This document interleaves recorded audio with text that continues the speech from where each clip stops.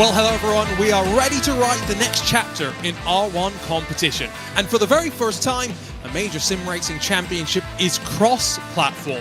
Welcome to the 2026 R1 season, all built on this RENNSPORT platform. My name is Arjuna Kankipati, joined alongside by Lewis McLeod as we kick the season off for the first of 4 regular season rounds. Lewis, like I said, for the first time, this championship goes cross-platform.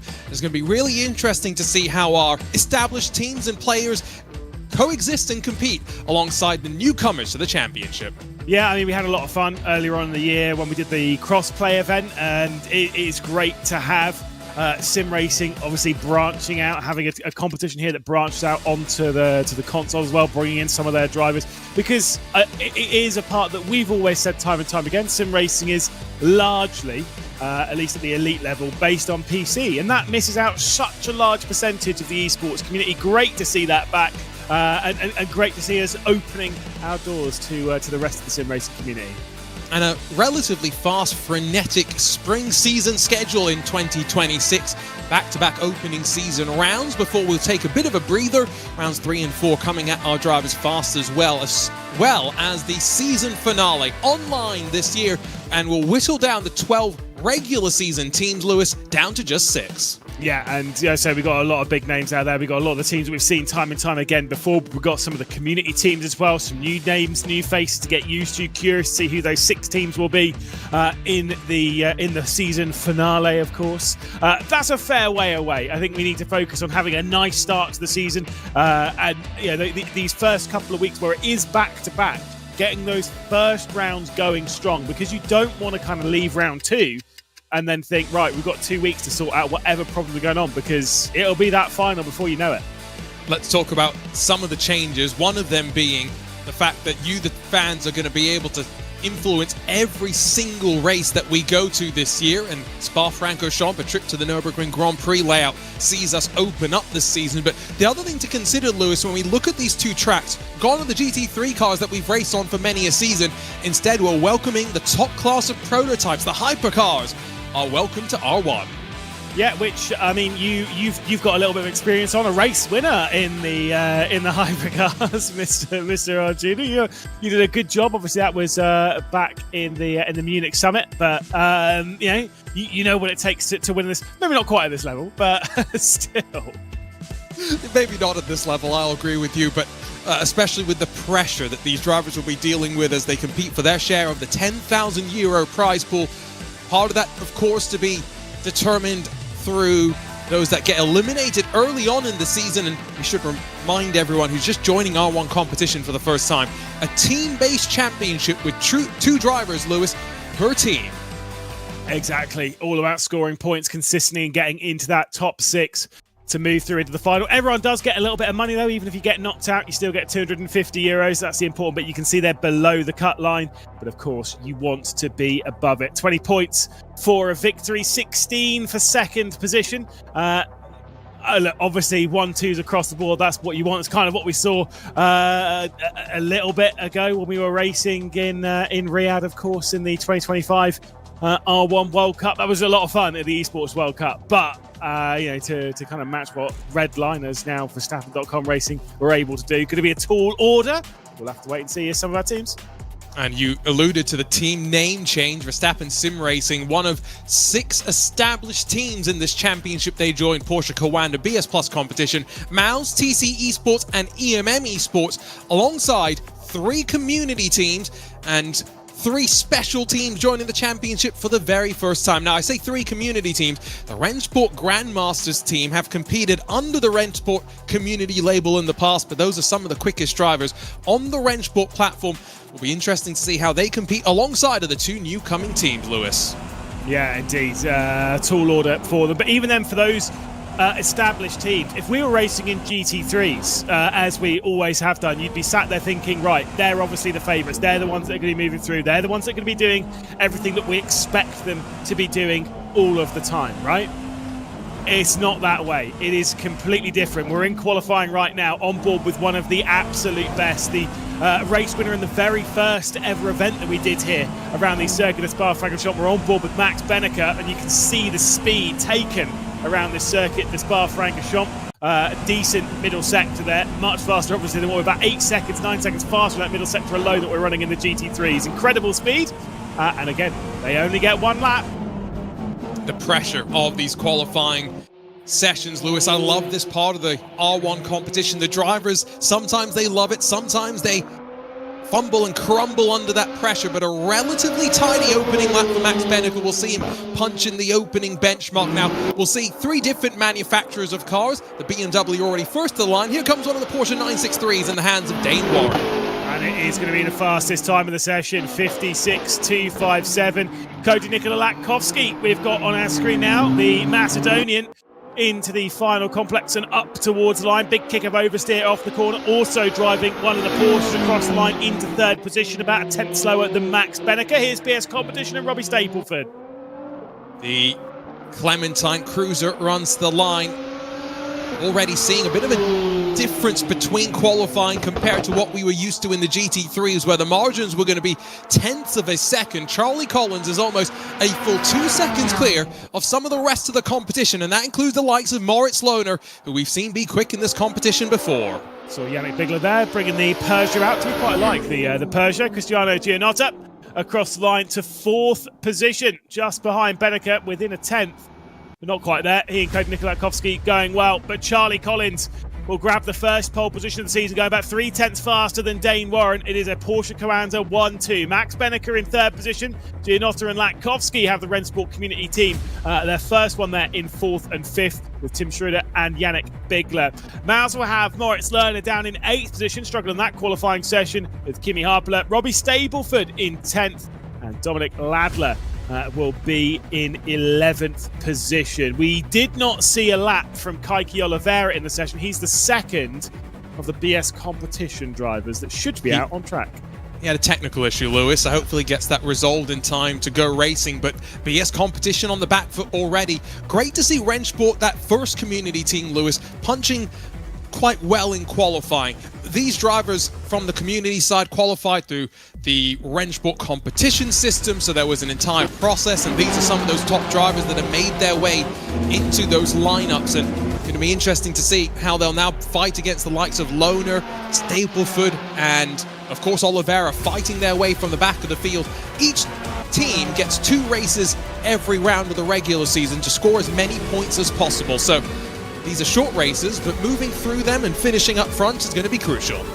Indeed. Charlie Collins. This is actually, this is what I think one of the more impressive stats, because we know how fast Charlie Collins is in the races, at least according to my stats here that I'm having a little gander through. Only his 5th pole position in R1 competition, which percentage-wise when it comes to race victories is actually quite high up there. Took an awful lot of wins in 2025. So good to see him starting the case. My curiosity would be those that have experience in these cars on other platforms, be it Le Mans Ultimate, be it iRacing, how relevant is that to what they're feeling behind the wheel today? That's a good question. You know, you think back to IMSA Esports last year, did get run, of course, on a different platform, but we did see Charlie Collins fly the flag for the team on occasion. In fact, if my memory serves, across the 4 rounds that we had, was likely the most consistent and quickest driver we saw there, so maybe that carries forward. But you go back to what you mentioned earlier, Lewis, where some of these teams may have more experience, of course, in that GT3 car on RENNSPORT. Well, Porsche Carranza have experience on this car as a platform across of all the different sim platforms that they can race on as well, so surely bringing that knowledge into the competition as well.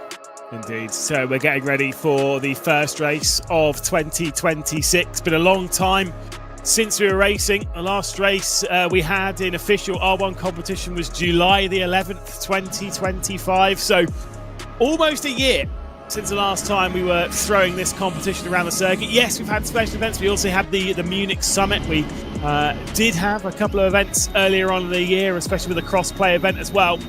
We can see a couple of those drivers bringing from the PlayStation on the platform. But it's Charlie Collins and Dane Warren starting from pole position. The red lights go out and we are racing for the first time in 2026. Good start from the Porsche duo at the front of the field. And it's Max Benneker trying to fend off Cristiano Gianotta, who's trying to get around the outside. Bit of a moment there for him. He's going to go out and onto that sausage curb on the exit of the opening corner before dropping a few spots. Cody Nikolakowski, Tim Schroeder and Yannick Bigler, I think, might be able to come through up in the 6th position, although Bigler's dropped back behind Moritz Lohner. Good start though from Collins and Warren. little bit of fighting behind Moritz Lohner, and now hops alongside as Robbie Staplefoot, who got a great run at the bottom of the hill and now has to try and time his dive onto the brakes. Moritz Lohner is going to move back alongside behind one of the Peugeot sweeps through. Yannick Bigler holds on in front of Kimi Happala. On the left side, you can see we've got two PlayStation drivers in this field, mixing it up with some of the best in R1 competition. Great run from Lohner down into Bruxelles. Yeah, that's a big lunge from there, trying to get past Gianotta, now trying to force it. These cars, they do try and race them a little bit like touring cars. He's going to get squeezed off there. He tried to go around the outside of Gianotta. Ollie Stapleton comes through. Stapleton's on the inside and the run down the hill as well.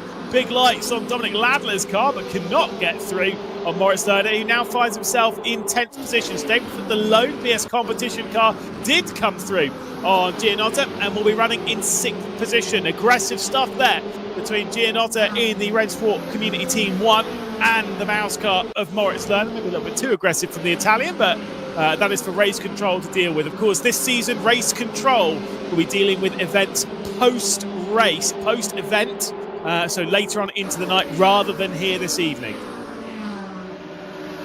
Doesn't change how these drivers should approach the competition at the end of the day, because the last thing you want to do, Lewis, is start to accrue those penalty points, and in some cases, if you need to protest and things don't go in your way, that gets removed from your prize pool as well. So all these little things that drivers will want to avoid, getting involved in those race control investigations, but at much higher speed than we've been at in previous R1 competitions. So the time in which these drivers have to make decisions often is going to be compressed, and we'll see if these drivers have been able to keep up the decision making alongside of learning these cars. Superb start though for the Porsche duo at the front. Obviously those gaps that you can see in the interval between them and the next car. Max Benneker is not 2 tenths off the back of Dane Warren. He's about a second behind. Porsche having a fantastic start to this season. Charlie Collins took, I think it was 8 victories on the run through the online part of last season, 4 of which were in a row, which remains a record here in R1 competition. 4 victories in a row. It's only been done by a few people, Charlie Collins being one. I think Luke Bennett's another, and Max Benneker is definitely one of those. Who has 4, but 4 is the maximum that's been hit. We got close a couple of times. It wasn't quite beaten. Charlie Collins looking for his 10th victory in R1. It will be interesting, Lewis, to see how this format mixes up the playing field, because we've got 6 teams in Group 1, 6 teams in Group 2, but those teams will get mixed up through the 4 regular season rounds, and so it's not going to be the same teams competing against one another for maximum points. So maybe at some point we'll see a battle that really does test the Porsche Koana Esports duo. Live points as they stand right now, though, Max Benneker and Moritz Lohner combining quite well, sits second on the board. Yeah, don't worry too much. Obviously, 7th on down. Those we haven't seen out on the circuit just yet. Those will be out in the next race immediately after this, Group A and Group B. They separate the 12 teams across the 2, and then basically at the end of the main portion of the season, the opening 4 rounds, the top 6 teams will move through into the final. They'll chop and change as the season goes on as to which group they're in. And Porsche Koana at the moment taking the maximum points. 20 for the victory, 16 for second. On board with Moritz Lohner from Austria. Big disappointment in that group at the moment will come from BS competition. A bit of frustration from them. Kike Oliveira unable to get into the race after a technical issue, I think in free practice, and so wasn't able to go out in qualifying, wasn't able to go out in the race. And also, whilst to say that, Cristiano Gianotta has unfortunately retired from the opening race of the season, so we have just 10 runners. That means Matkowski in 4th, left by himself to score for the team. What can Moritz Lohner do now to pick his way through the teammates that sit 6th and 7th in front of him? Higher speeds. Wonder if it's also going to be a little bit more difficult to make passes at a track like Spa. There's only a handful of heavy braking opportunities where you think about making moves in these cars typically, Lewis. You think real world racing, these hypercars, LMDHs, however you want to call them, they have GT3s that intersperse themselves around the racetrack and mix up the racing, right? You don't get those opportunities in a sprint race with just one class, and so have to wait and see. Maybe only a couple of places where these drivers are thinking about making moves. Yeah, I mean, I've spoken to a few people that have driven this car in sprint races, either here on RENNSPORT or on other platforms as well, where they're doing it in sprint races where it's maybe multi-class, but there's not enough time in the race, right, where you're going to catch like really short races. And they say these do race quite well because the bodywork, there's so much of it. This is not saying you should push to pass or anything, and I don't mean that as a button that you use to get some more brake horsepower. I mean that as in moving the car ahead out of the way. But because there's so much bodywork, you can kind of race them a little bit like touring cars. You can get a little bit muscly with them. They will take a fair amount of side-by-side without spitting you off the circuit. Moritz Lerner will need to channel some of that. He's been racing recently in the DTM Esports Championship again for the first time in a couple of years. Obviously well experienced in this R1 competition, although one of the things with Moritz Lerner, when it comes to race victories in this competition, much lower than you think. How many victories do you think Moritz Lerner's got in this championship? Bearing in mind, he's done 101 races. And I guess 3, 4, somewhere in that range. Probably not too high as he pulls alongside of one of those Peugeots. Will split himself between the teammates as next targeting queue will be Tim Schroeder. But 3 or 4, am I wrong there? You are wrong. He won a single race, and it was the second race he ever did. It was the semi-final in person at LAN when we were racing in Katowice in 2023. That was his last victory, his first and only victory. 101 races. So that was, for him, 100 races ago in this competition. Isn't that crazy? That is wild. And you and I were talking pre-events, the fact that this competition has only been around for a couple of years, but because we've had so many races, there are lots of statistical things you can go in and look at through that history already. So really remarkable. Isn't this the 350-something race, Lewis, in R1 51st history? There we go. 351st race in R1. Yeah, we've been having a lot. Obviously, when you get 4 races a night, obviously that's 351 across the board. No one can do all 351. It is not possible. For example, even tonight we have 4 races. Obviously, you can only take part in 2 of them. That's just how it goes. But there's a lot of history, and you know me. I love numbers. I love stats, and I have a field day. My spreadsheet is heavy for this championship. The big book only gets bigger as well when you get more excited about it. Robbie Stableford is closed on the back of Cody Nikolakowski, but at least for the time being, just a bit too far behind to make any moves now. Officially halfway through this first race in the season, Lewis. But what we're seeing is these drivers, as ever in esports competition, relatively closely matched. The margin that the Porsche Coanda duo enjoyed in qualifying, which, let's not forget, Charlie Collins was 1.5 seconds quicker than most of the rest of the field. By no means are they showing that sort of pace in the race. I get the sneaking suspicion they are managing things at the front. Indeed. I think there is a little bit of control coming in here. Now this, on a typical night in R1, we'll be talking about how it'll build up into the final and this, that and the other, and how the competition's going to get harder. Well, obviously the competition, at least for this group, will remain the same for the next circuit. The difference comes from it being a different circuit. That's the challenge of this season. You race 2 different tracks a night. So as much as Porsche Coanda are running away with things at the moment and completely dominating here at the Circuit of Spa-Francorchamps, what we're going to get when we head to the Nürburgring a little bit later on this evening will be a very different kettle of fish for the Porsche Coanda team. And I do feel as though that's a track where you got a couple more of the heavier braking zones. We're using the fast chicane, so remove that as a passing opportunity, I would wager, unless you want to be brave or silly. It depends on which side of the equation you fall. But that is a track, Lewis, where I can imagine that drivers are going to be allowed to race wheel to wheel a lot more than we're seeing right now. Teammates up front, 1.5 seconds between Charlie Collins and Dane Warren, but I was just going through the matchups to see at what point this season we may see Coanda versus Verstappen sim racing in one of these group rounds. It won't be that long. It'll be the next round of the championship in 7 days' time. I like the sound of that. Those two, we're expecting those to be the form teams this season, the Verstappen team and Porsche Coanda. They have been the form team at various moments throughout the season.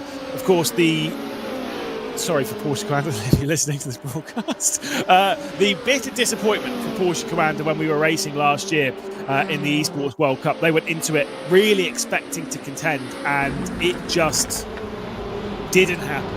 The BOP didn't really favour them. They didn't quite click. And I was talking to a few of the drivers. They were pretty honest and open. They were saying that, because obviously we'll sit there and maybe say, oh yeah, the BOP this and maybe that and whatever. And you speak to a couple of them, they just go, no, we just didn't perform. We weren't at the level that you needed to be to take on, at that point, obviously, Team Redline. And this season it seems though, obviously kicking it off, being like, we're not doing that again. We're not doing that again. We'll see in a week's time. It's going to be a different final as well, let's not forget, Lewis, because it's online, and so gone are the questions about how drivers will adapt to the LAN environment, how they'll deal with those different elements that now get brung into the fold. And by no means have Porsche Coanda ever struggled in those situations, but it's just another element that you're trying to deal with, and not everything's going to always click for you every single time you go racing. And very, very interesting. It's only a 6-week season effectively, Lewis, so in a month and a half's time we'll know exactly how things have gone. Exactly. I'm very curious with the Verstappen team. I mean, they've had a little bit of a change of lineup, not ridiculously for this season, or at least for this round tonight. It's Kevin Siggy, of course, the 2024 champion driver's champion. Fantastic drive from him to have done so, even though he banged his head on the wheel. We don't talk about it, but it's good memes. And Enzo Benito, they do not have Luke Bennett in their ranks anymore, because Luke Bennett and the team parted ways at the start of the year, and one of their stalwart drivers, at least in this championship, no longer a factor for them. Not saying that Kevin Siggy and Enzo Benito are going to particularly struggle, but it's just one of those ones to keep an eye on. Robbie Stapleford, we're on board with here. Lap and a bit left to go. Slipstream being picked up from Cody Nikola Latkovsky. Not too far ahead as Max Benneker. And they do kind of need the results, with it just being the solo car for BS competition. Down the inside, the two single car teams left in the race. It's Cody Nikola Latkovsky on the inside run, trying to hang on from Robbie Stapleford side by side through Rouge Rallion, up the hill towards Les Combes, through Malmedy, down towards Bruxelles. More elbows out as Robbie Stapleford leaving it down the inside through Bruxelles. Still side by side coming up towards Speakers. Inside line, once again going the way of the Porsche, leaning all over. Fantastic fight coming in here between the BMW and the Porsche. BS competition on the outside as they go in and pull on. Full commitment from Robbie Stapleford. Superb move. A couple of questionable moments there, maybe from either side, but they made it work. And as you were describing earlier, these cars can take the hit. They are relatively heavy and maybe not as nimble through some of these slower speed corners, but my oh mind, allow them to race wheel to wheel. Stapleford maximizing the points for the team with Oliveira's struggles, but at the end of the day, while we talked about Porsche Coanda starting on such a high, I think BS competition will be slightly frustrated, as will that RENNSPORT community team. Latkovsky now with a lap to see if he can fight his way back past. Yeah, and their chances of getting onto the podium have gone now, courtesy of that side-by-side action. Max Benneker's pulled out more than a second throughout all of that final lap of the race. Cody Nikola Latkovsky is definitely close enough. I've got to say, as much as these cars are difficult to go side-by-side, and this, that and the other sometime, they're proving it there that these cars are actually still relatively raceable. Brilliant stuff from Stapleford and Latkovsky. And I get the feeling we might get another opportunity for Latkovsky to come through. Same with Moritz Lerner on the rear end of Tim Schroeder. I think for Moritz as well, this is his opportunity to kind of prove it to him that he, after a maybe difficult run in qualifying, start of the race didn't quite go according to plan, still can fight back and contribute some decent points to the team. Use the draft as they continue climbing up the top of the Kemmel straight here. Peugeot's going to cover the inside and force the BMW to look the long way around. Look at the different lines on display as they pitched into the corner, both slipping and sliding their way through. And while they made plenty of contact, Moritz Lerner's picked both of those RENNSPORT community Peugeots off. Yeah, I think that's fair how it's played out in that one. Tim Schroeder was in a little bit too hot there on the inside of Lerner. Lerner definitely gave enough room. We could see that from the aerial shot there into Les Combes. Left plenty of room. And Tim Schroeder just in a touch too hot, maybe clipped the curb. Car got a little bit unstable underneath him. The two made contact. Thankfully, they're pointing in the right direction. Lerner's been able to go up in the 6th position. I think that is that's all fair between the pair. Decent opening race of the season now for us, Lewis. We kind of started off wondering how much racing there was going to be. Not much between the teammates, but a little bit more behind. Charlie Collins working his way up towards the line. A fantastic run last season gave him a whole host of victories. Well, he's got a couple more corners to tick off before we'll see him win for the 10th time in R1. 2026 is go, and Charlie Collins will bring Porsche Commander up towards the line. A 1-2 for them at the legendary circuit de Spa-Francorchamps. Collins for the 10th time wins in R1. Dane Warren behind. Max Benneker onto the podium once again. He keeps those percentages nice and high. Got to say, superb job from Robbie Stableford to secure 4th position in the BS competition. I think we still have to wonder, though, 7 seconds adrift of 2nd place for Benneker. Is there a little bit missing from the rest of this group compared to Porsche Coanda? Will we see a bit more of an even playing field in Group B? Only time will tell when our first set of drivers finally get a chance to breathe. Indeed. That is the, I think it's the 3rd consecutive season that Charlie Collins has won his opening race. He did in 2024 in the online season, he did in 2025 in the online season, and he's done here in the online season again as well. Charlie Collins from Dane Warren, from Max Benneker, the top 3. Robbie Stableford, Cody Nikolakovsky up to 5th position. Of course, the lone RENNSPORT Community 1 driver left in the race. Moritz Lerner in 6th position with Tim Schroeder, Yannick Bigler, Kimi Harpler, and of course Dominic Ladler. The retirement of Cristiano Gianotto, and of course the did not start from Kaiki Oliveira for BS competition. Leaves the points like this. Porsche Commander going well clear, 14 points clear. Although, you know what, I could see it at the end of the next race. It could be, not saying it will be, but I could see us having 2 teams rather, on 36 points. Behind, look how close it is between even BS Plus competition and the 3 community teams, with 1 driver missing each for BS Plus and RENNSPORT Community Team 1, Lewis. They've still got plenty of work to do, I think, in the 2nd race to minimise their gap to the front of the field. Indeed. Superb start to the season, and after that superb start, we are joined in the commentary booth by Charlie Collins, race winner in the opening race of the season. That is, I've worked it out, that's the 3rd season in a row you've done that, Charlie. Very different car, though, to have done that in. Let's talk about that as a big change. What's it been like for you driving the 963? Hey, fellas. How's it going? To jump straight into it, Lewis, it's a different beast, I can't lie, compared to anything I've driven on RENNSPORT before. Especially compared to the GT3s. You know, we saw the GT3, it was so much focusing on the details, being really precise, whereas I feel like in this, with it just being more high speed, you can really be, more aggressive with the car and it not hurt you as much. But it definitely has its quirks, I can't lie as well. So it's been an interesting challenge so far, and I think it seems to be we've gotten a good kind of idea of it so far. Obviously, we didn't see you battling with anyone during the race because you were comfortably clear of your teammate Dane Moore. I'm sure in practice, though, you will have tried racing a little bit. We saw some battling further down, including some great side-by-side stuff. What are you thinking about when it comes to that practice and how these cars race compared to the GT3s? Because we have seen some great side-by-sides in that. Yeah, I mean, like I said, going back to the kind of high-speed nature of the cars, it's just a different beast. We have the LMDHs in iRacing, and those racing is good in the 963. I mean, in our testing, I think it's definitely raceable. So I don't see kind of in the coming races there'll be some more racing, and I think it'll just be interesting to see. Definitely different than GT3, but its own beast. You mentioned iRacing there. Obviously, this car is available on various platforms now. I'm sure you've driven it pretty much across the board. How does it differ to what we've got here on RENNSPORT in a very different format of racing, a sprint race rather than an endurance race? Yeah, it's very different, Lewis. I can't lie. I mean, it looks similar, but it does drive quite different. I mean, it's just different sims. It's not a bad or a good thing. You know, it's just kind of different cars, different rotations.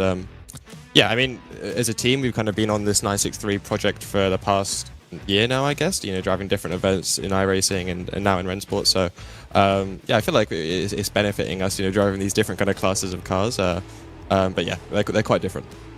Well, Charlie, best of luck in the next race for you. 10th victory in R1 and the 3rd season where you've opened up with a victory. Solid result. Cheers, guys. Thank you. There we go. Charlie Collins on top again. And we're talking about stats all the time. Check this out. The all-time point scores. This is the maximum point scores that everyone scored. Incredible stuff to see. I mean, Just goes to show the consistency of a couple of our drivers, the likes of Rogers, McCormack, just accruing points across of their long run through the championship, and then a slightly shorter run. Of course, Sebastian Job didn't compete in some of the initial R1 seasons.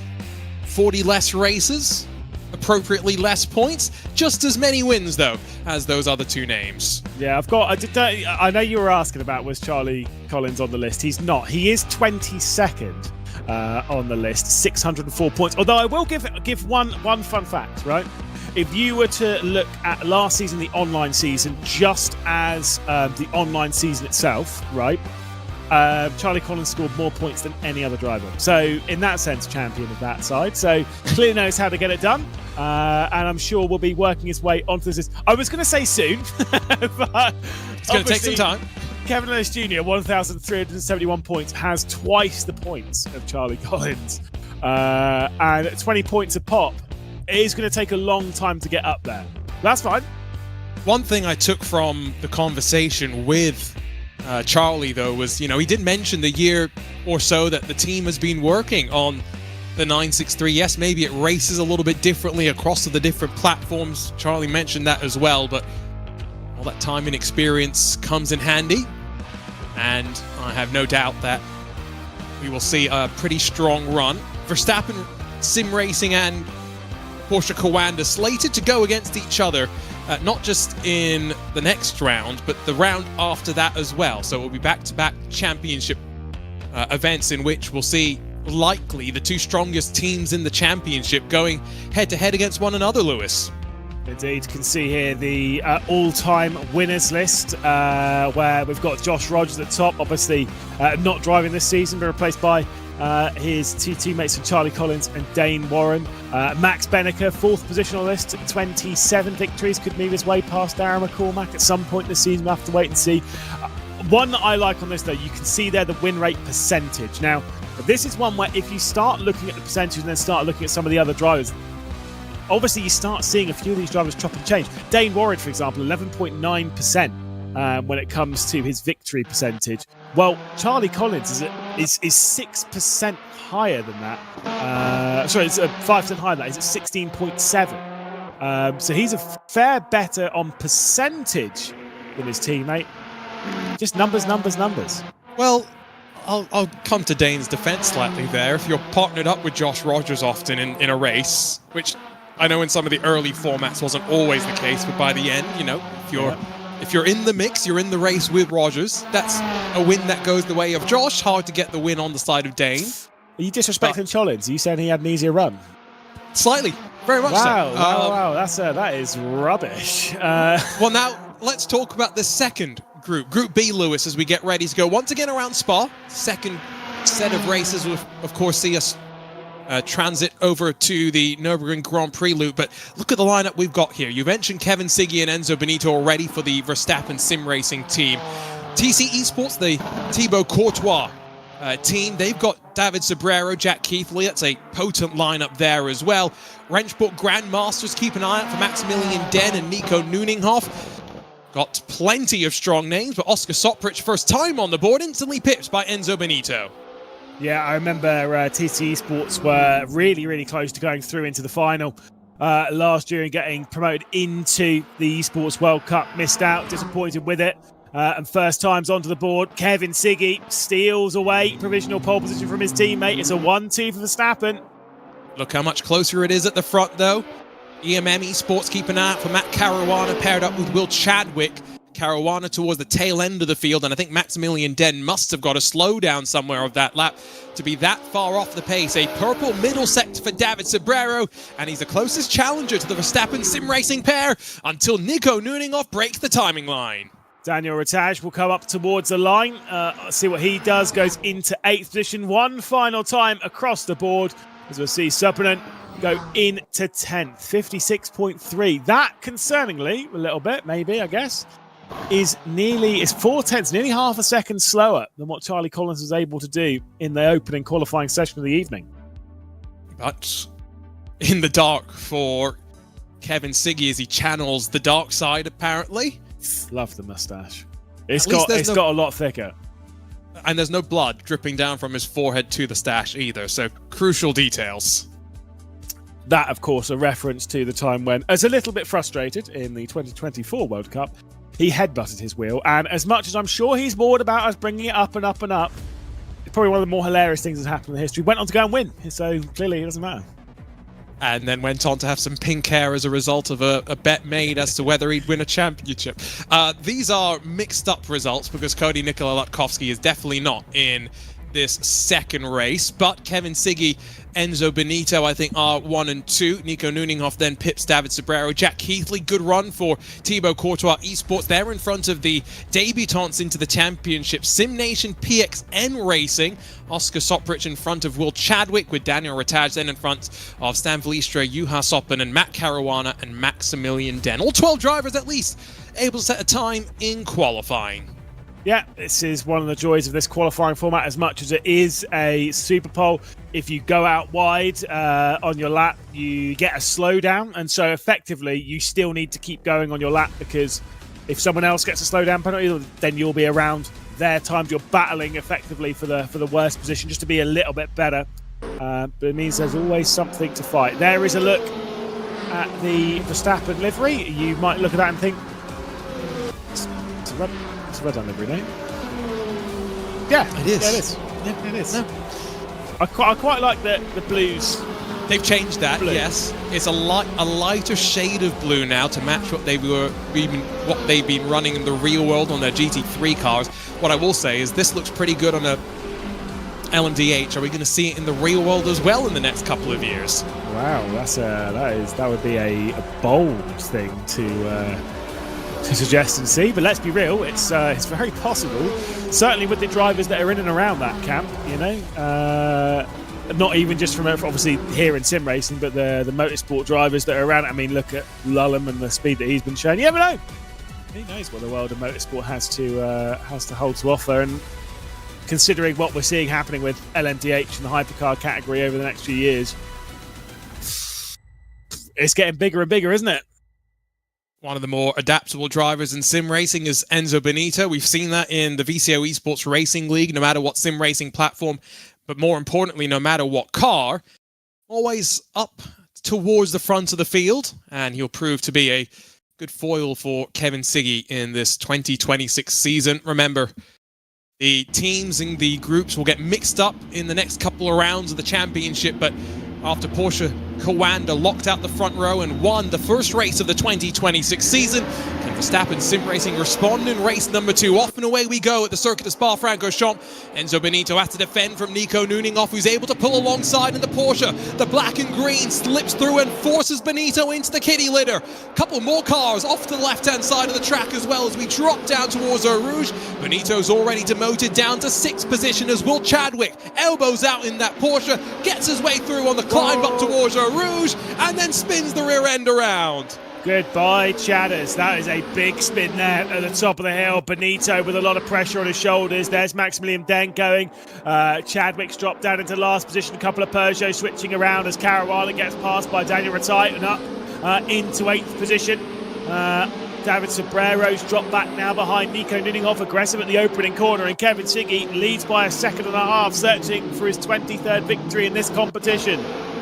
Very, very different intensity already to this Group B race than what we saw from Group A out wide as the drivers drop down towards the double left of Pouhon. Decent start for TC Esports to hold on now to 3rd and 4th, moving up 1 position from where they started. But now these drivers up into their rhythm, you'd assume, and Enzo Benito trying to put the turn 1 moment behind him. Eyes forward now. Jack Keithley, his first target as they work their way now out of Stavelot and the climb up towards Blanchimont and the chance of a pass in towards the bus stop chicane. Enzo Benito will be, having watched, of course, the opening race, I'm sure, for Group A and seen how that one unfolded. Saw that it was a 1-2 for Porsche Coanda, saw the 36 points that went their way and was thinking, right, for Verstappen, we've got to get ourselves the same amount of points onto the board now. Having to clear his way past Jack Keithley, David Sobrero and Nico Nuninghoff, 3 plenty experienced drivers even here on this platform. Stan Vlistra for Ferox, Daniel Ratte about half a second behind, and a second clear. There is a look to the inside again from Enzo Benito at the opening corner. Might make the move there, but Arjuna, we know about this big slipstream on the run up towards Lake Com. Plenty of space for Benito to work his way into. We ride on board with the BMW M Hybrid V8. 3 different hypercars for these teams to pick between. It's a BMW that leads, then Porsches that run behind, and might end up being a swap between Benito and Jack Keithley as they breathe onto the brakes at the top of the hill through Lake Com. Keithley stranded on the curb momentarily, and as he comes across the track, Benito put back into the gravel and loses all his momentum. And we might see Stan Vliestra making a move here down the hill. A couple of Peugeots all over the rear end. We ride on board high and above the car of Daniel Ratte. We make the move. No, he cannot get past Stan Vliestra and the Referox car out wide going to Speakers. Always think it's hilarious that it's called No Name, right? Which for one is a name. And then outside of that, it also has 2 other names, being Speakers and Ix. And that is one of the joys of Spa, is as much as there's some beautiful corners, some beautiful names for them, they all have different names. Yeah, this one can be called Campus. It can also be called Piff Paff. Or it can be called Fania. Why not? I think the latest one is Campus, isn't it? I grew up on Piff Paff, then at some point it became Fania. I think it's Fania. Okay. Campus is the one afterwards, and then it's Stavilo, and then this is sort of around curveball for that was Blanchimont. I'd say that. And Blanchimont in these cars, by the way, should be about as pinned to the floor as you're going to get, but when you're in the dirty air of a car in front of you, when you touch that inside curb, that's rather uncomfortable, and just about holds on in the Peugeots. Go back to the opening lap of the race, and I've got to wonder for Will Chadwick if his spin was also related to maybe some cooler tyre temperatures coming over the top of the hill. Potentially. Also, there could have been maybe a clip of the curb on the right-hand side that unsettled the car as he was getting towards the crest, and then the car just went. I'm not going to lie, back in the LMP1 days, I've had a few monstrous moments going up and over the top at Eau Rouge and Radion, because once these cars start to slide out, especially in the early part of the race when your tyres are quite cold and you're not going at the speed that you need for the downforce to take control, it can be very, very scary. There comes the position switch. The 2 Peugeots will go the opposite way round. Ratte ahead of Vliestra as Matt Caruana trying to get his Peugeot up a couple of spots as well as he battles with Maximilian Dent. This move might go his way and up to 8th position.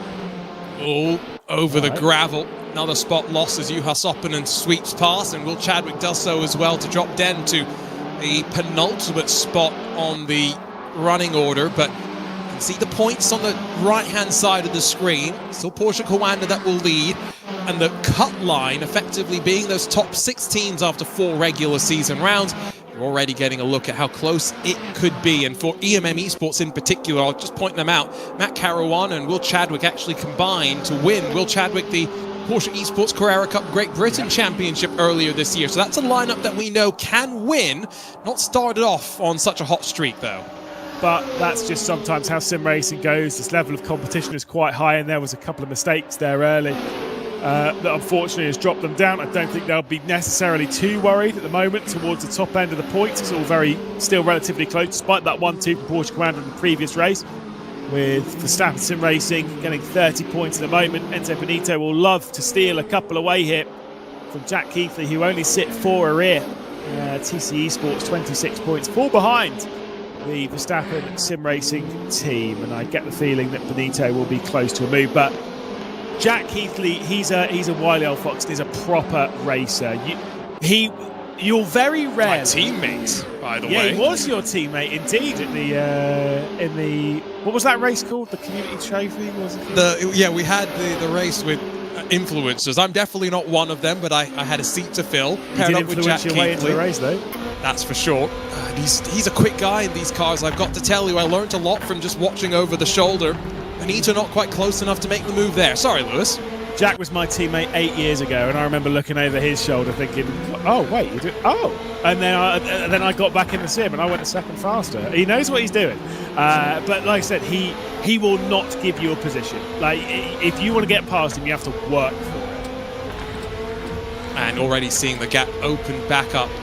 Going to the points as they stand right now. Know how BS Plus competition, the RENNSPORT Community Team won.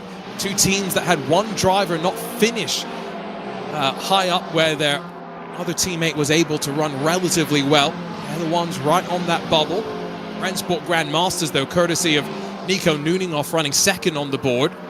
Even with Maximilian Den down in 11th, 18 points they'll combine for if it finishes as is, which, based on what we saw in the first race of 2026's season, more action as we got towards the end of these races. Will Chadwick both looking in front but also looking behind, because Maximilian Den starting to recover after that issue a couple of laps ago.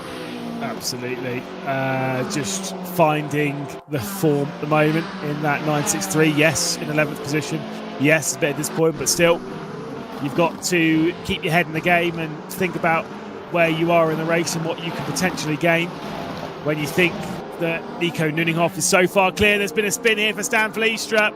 He's going to drop back a couple of spots. Caruana's already come through. Sobinen's going to come through now. That's not too bad for the Referox team. And will Chadwick get one? Speaking of drivers that are pretty happy with getting aggressive, we were speaking about Jack Keithley earlier on. Will Chadwick's not afraid of getting his elbows deep.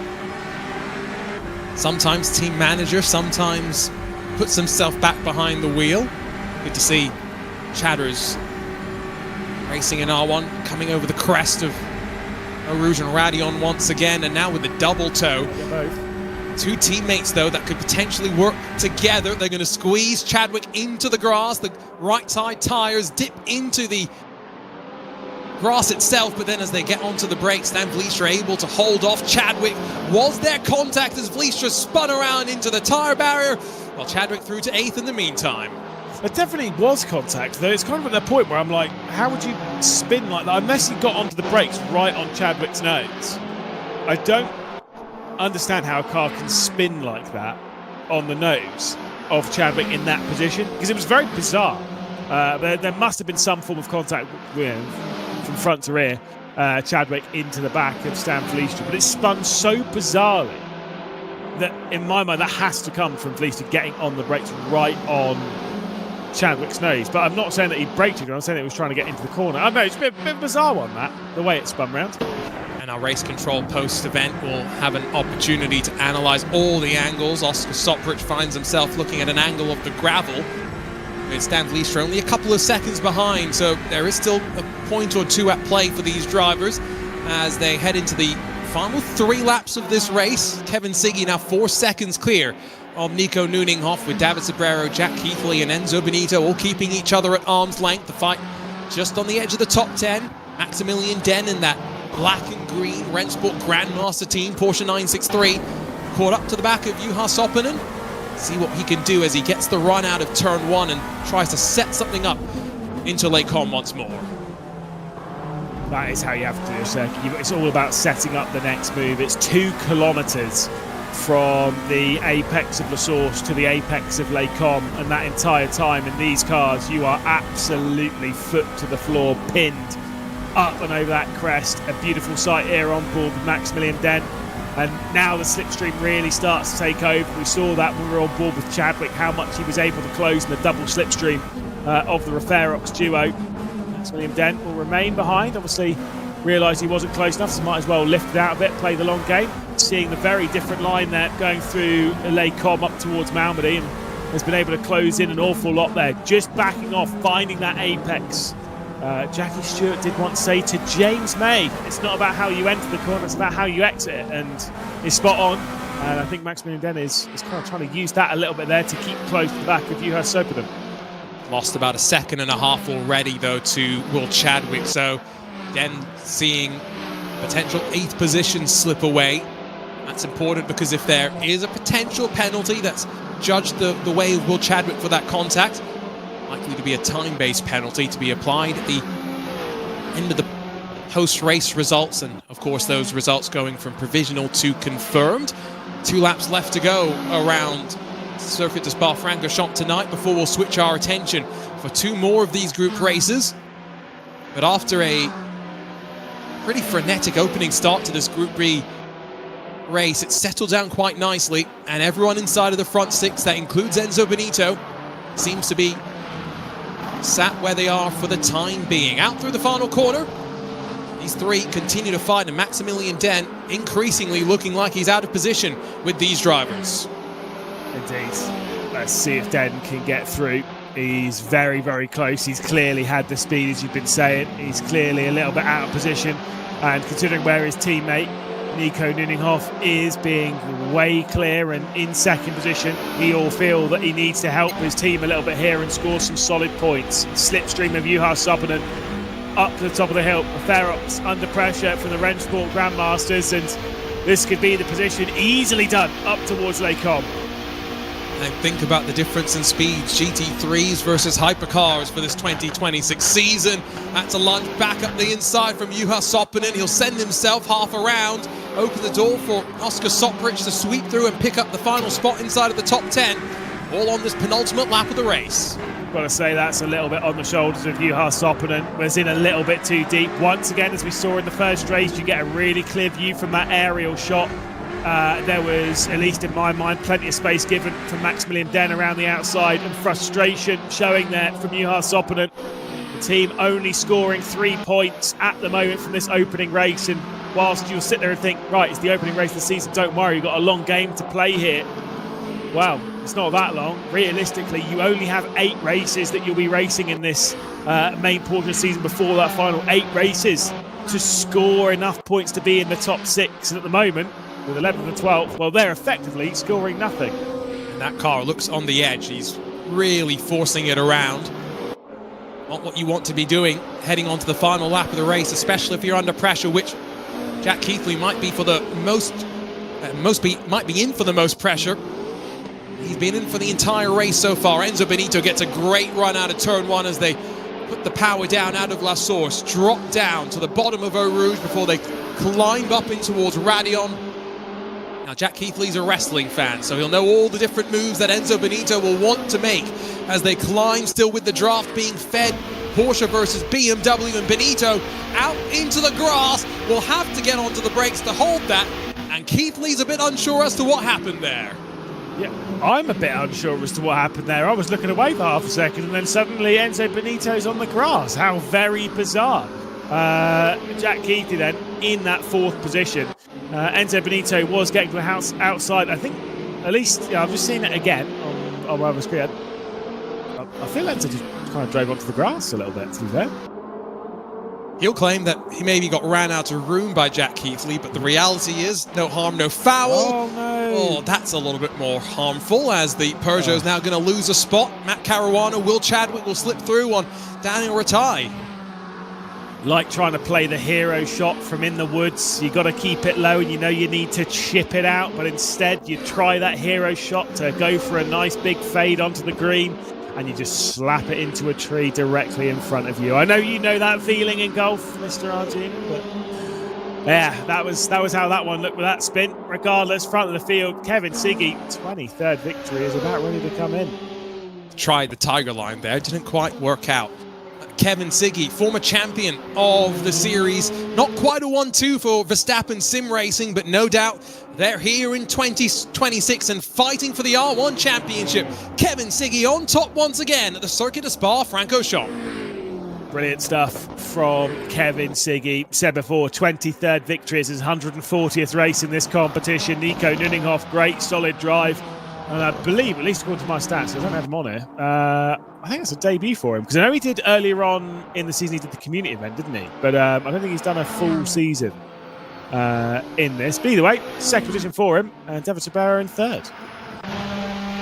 Pretty good efforts across the board there on the podium. Yes, a little bit of a gap to your race leader, but as the rest of the field comes across the line, an eventful first race of the season for our Group B competitors. 4.5 seconds clear is Siggy for Verstappen Sim Racing. His teammate Benito fights back to 5th at the end of the day, but between him and his teammate Nuninghoff, Sobrero and Keithley, TC Esports combining for 3rd and 4th. Caruana and Chadwick 6th and 7th for EMM Esports. Maximilian Den down in 8th with the SimNation PXN Racing duo 9th and 10th. The Referox Esports duo 11th and 12th. And we saw the frustration for Juha Soppanen, and I think we can see why now that the points, provisional as they are, reflect the state of play with 1 race in the books for all 12 of our teams Porsche Coanda Esports 6 points clear of Verstappen Sim Racing with TC Esports Mouse and the RENNSPORT Grandmaster team, the top 5. EMM Esports currently inside of the cut line as well. Let's catch up with our race winner though, Kevin Siggy. 23rd race win in R1 competition, but the first in these hypercars. How did that go from the perspective of Verstappen Sim Racing? I mean, quite simple. Qualified first, started first, finished first, so nothing really happened. I just, lights a flag, bit of entertainment, almost spun on the last lap, trying to do something silly, so that's it really. What's the difference between GT3 and hypercar from your perspective? Well, the fact that they are about 20 seconds faster than the GT3s, I would say. Definitely a lot more agile, more aerodynamically able to go through corners. But yeah, I mean, driving-wise, standard, I would say. Quite different, but nothing that really surprises me. Well, now that we've had one race in the books, we'll head over to the Nürburgring Grand Prix layout for your second race of 2026. Kevin, what are we expecting in about half an hour's time? No idea. Maybe the same thing. I mean, I don't want to be too ahead of myself. I don't necessarily enjoy driving that track, but we'll see. We'll see what happens. Don't disagree with you there. Kevin, congratulations on another win. Welcome back to R1 in 2026. Thanks. From Kevin Siggy, also catch up with David Sobrero, TC Esports, 3rd and 4th positions at the line. And David, a pretty good start to the season for you and Jack Heathley. Hello, guys. Yeah, thank you. We did a very good preparation coming for this first round, and I mean, Spa is not the track we were looking for the first round, but I think we did a good job in qualifying. I mean, the laps were not amazing, but we're still decent. And then on the race, it's really hard to overtake with these cars because of the extreme amount of dirty air. But yeah, I cannot complain with the race. Was decent start, I guess. So is there anything that you've learned then to maybe when we head to the Nürburgring for the second race of today that will make things a little bit closer, make it a bit easier to pass? I don't think so. I just what I learned is that I really need to do a good qualifying because I have to rely on that for the race. So yeah. Well, we saw margins a bit wider in qualifying compared to maybe with R1 GT3 competition. Is it harder to get that one lap perfect as it was before in the GT3s, or is it just experience and we'll see you guys get even more competitive as the year goes on? It's a bit of both, Obviously, it's a new car for everyone. We are not really used to drive this. The difference of speed and grip is insane, to be honest. For one side, I think it's easier to get a lap because of the amount of grip and of the good feeling that these cars have. But on the other side, they don't have ABS, and with all the settings that you can play with the energy recovery and all that, it makes the car a bit more tricky depending on your driving style. So you really have to find that perfect setting that suits you for one lap. And sometimes it can be tricky to extract most of the car, but yeah, it's a new experience and it's something different. So yeah. Congrats on the podium to open up the year, David, and best of luck for the second race today. Thank you so much. See you later, hopefully. Always great to catch up with David Sobrero. And before we move on, just wanted to say the team at RENNSPORT, I'd mentioned that it's going to bring you some IMSA stickers. I've got them, just got to make my way across the pond to you guys, and they'll be with you, development team behind the scenes. I mean, I can save one for you. I do have quite a few, Lewis. I did steal quite a few. Oh my goodness! So we can share. Wow. How about that? Yeah, no deal. You've just been robbing those. I'll stick it in my car. Everyone will think that I've been to an IMSA race in my car, and I definitely haven't been. So that's fine. We'll get you out there. You know what's interesting is David's mentioning all these different settings that they're having to adjust with energy systems and whatnot.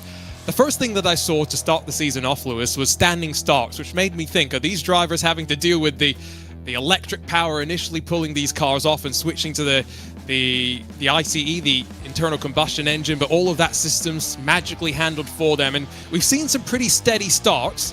Out of turn one, though, seen a little bit more drama, I think it's fair to say.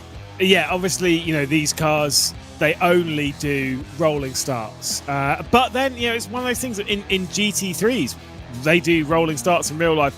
And we've done standing start, so it's just a different thing to get used to. I don't hate it. I love something a little bit different in the competition. I think it works better for this style of competition. I much prefer a standing start. You've got more chance of gaining and losing a lot on the run down towards the opening corner, but of course with the tyres cold, it's one of those things where you don't have a formation up where you can bring the tyres into the window. The opening lap is a really big struggle. Now somewhere like Spa, you have to be so committed in that opening complex corners, going through the source, going through a Rouge and Rallye on.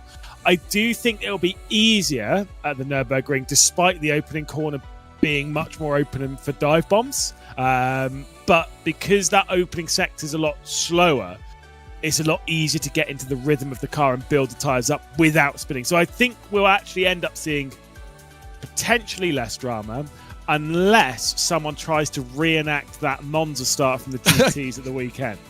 Which, you know, Moritz Lohnes had his own moments at Monza, but we'll leave that aside.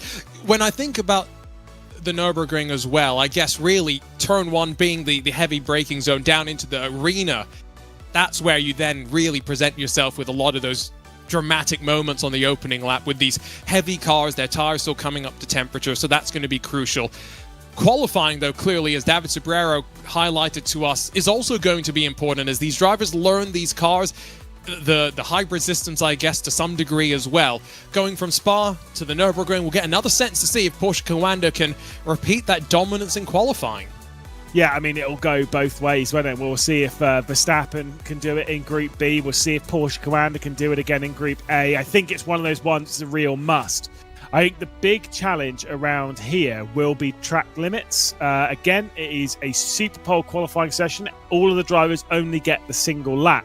And there's a few places where track limit excursions are really easy to take control. Obviously, you've got the exit of the arena section. You can roll quite wide, but there is a fine line between how wide you can actually run. They do a little bit through the Schumacher S, although with the amount of downforce, I don't think that'll be much of a problem. The main then issue after that will be going through that chicane. It's so fast, it's so brutal, and if you get it wrong, well, it's the slowdown. I hadn't thought about track limits until you just brought it up, and I think it's going to be a really crucial thing. The Mercedes-Benz Arena exit is one where it looks worse than it really is when you think about how that corner sweeps your momentum out wide, and I would guess with the downforce of these cars, maybe they can hug that a little bit tighter as well. Maybe they'll want to naturally run out as, you know, carry as much speed as possible, but then you're at the risk of going over a slightly bumpier part of the track, so it'll be interesting. One lap to get it done, though. It's what makes these Hyperbole sessions so interesting. And the margin in qualifying for Group A was significant. Dane Warren, Charlie Collins got things done in the Porsche 963s, but as we saw in Group B, by no means is any one of these manufacturers a clear force at the front of the field. Yeah, indeed. It was about 0.3 of a second between Charlie Collins and Dane Warren. Between them and the next car, well, Max Benneker set 57.1. That was over a second off of pole.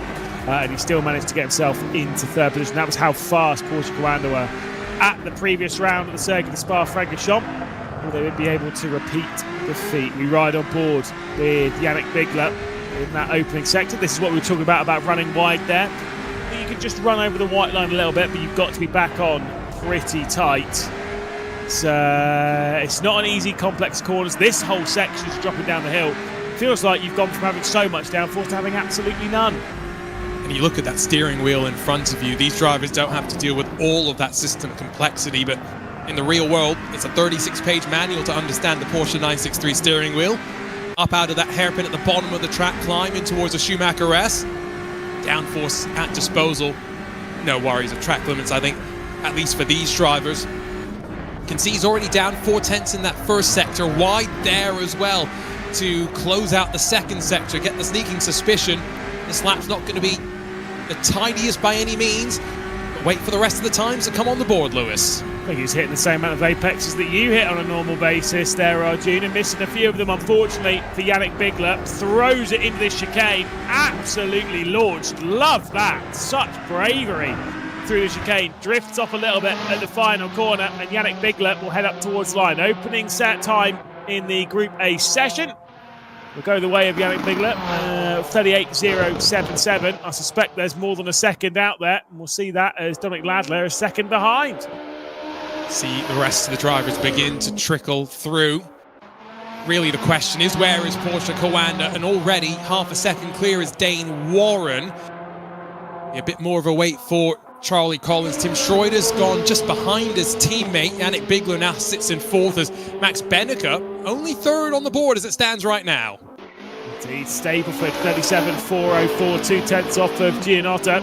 As we see Kaiki Oliveira over the line for the first time this evening, 3/10 off of the pole. Charlie Collins then sets a 36.482, trying to get another victory and trying to get another pole position. Fantastic from Charlie Collins. That is, I think, his experience, Lewis, really proving itself key.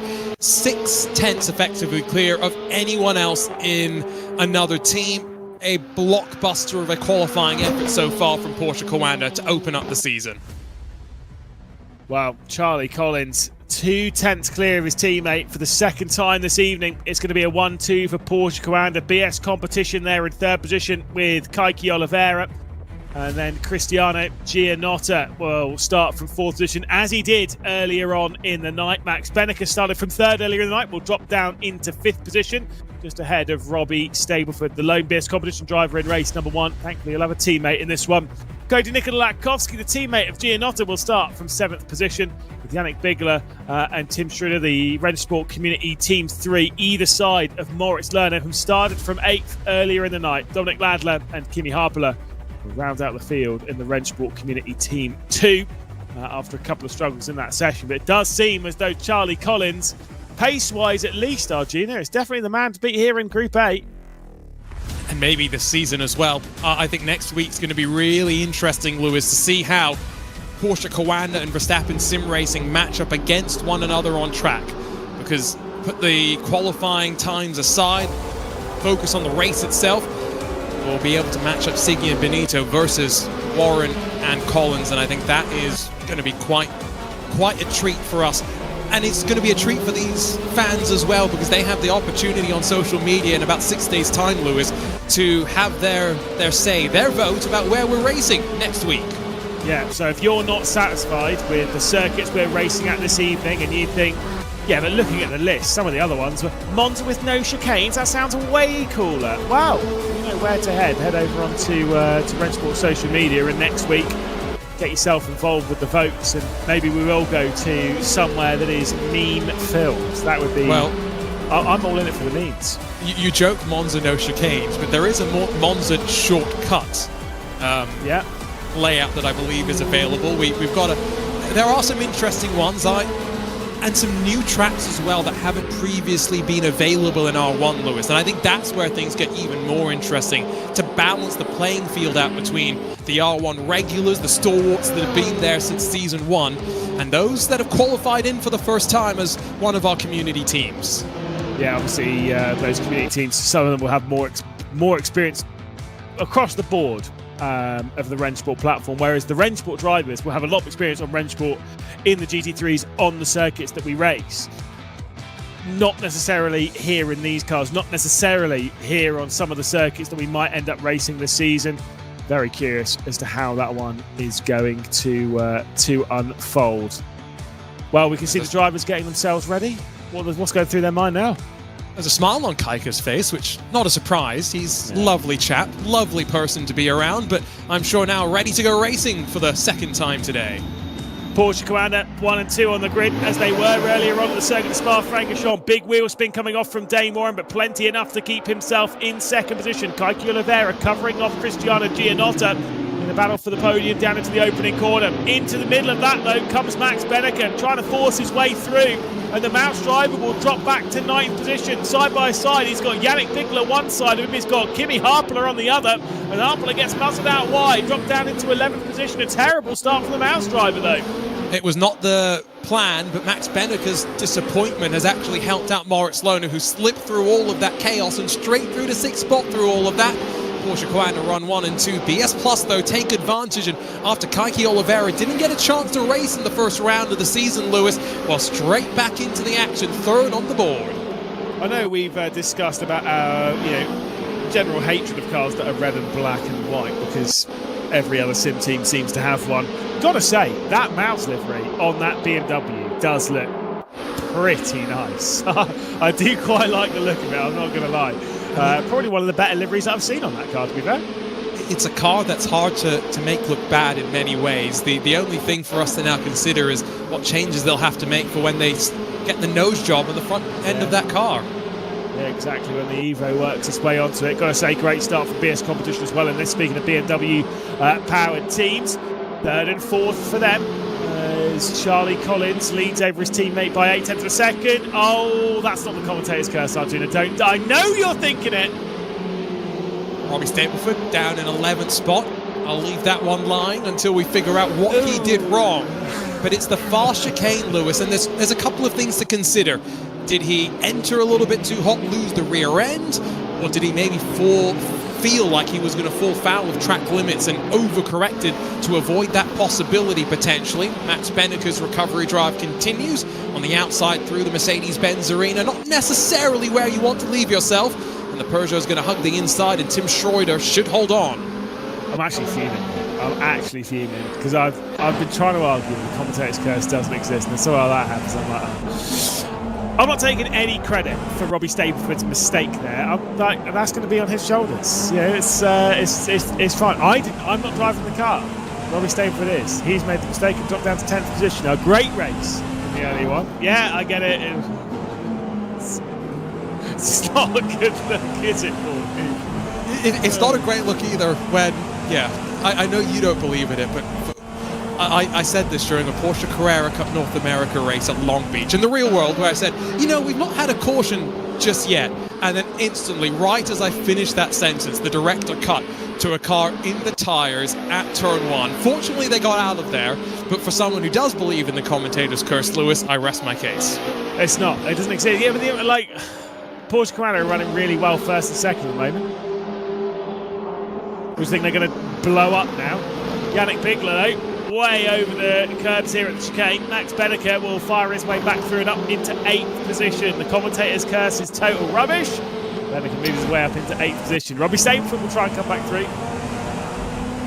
And if he did just make a self-inflicted mistake at the chicane on the opening lap of the race, well, I was just about to say, points implication for that are going to be quite significant, and BS competition have gone from likely being second in the championship, albeit with Group B yet to run, down even behind of Maus, who after a slightly stop and start, I would say, beginning to their 2026 season, I don't think we'll be too disappointed overall with how things have gone.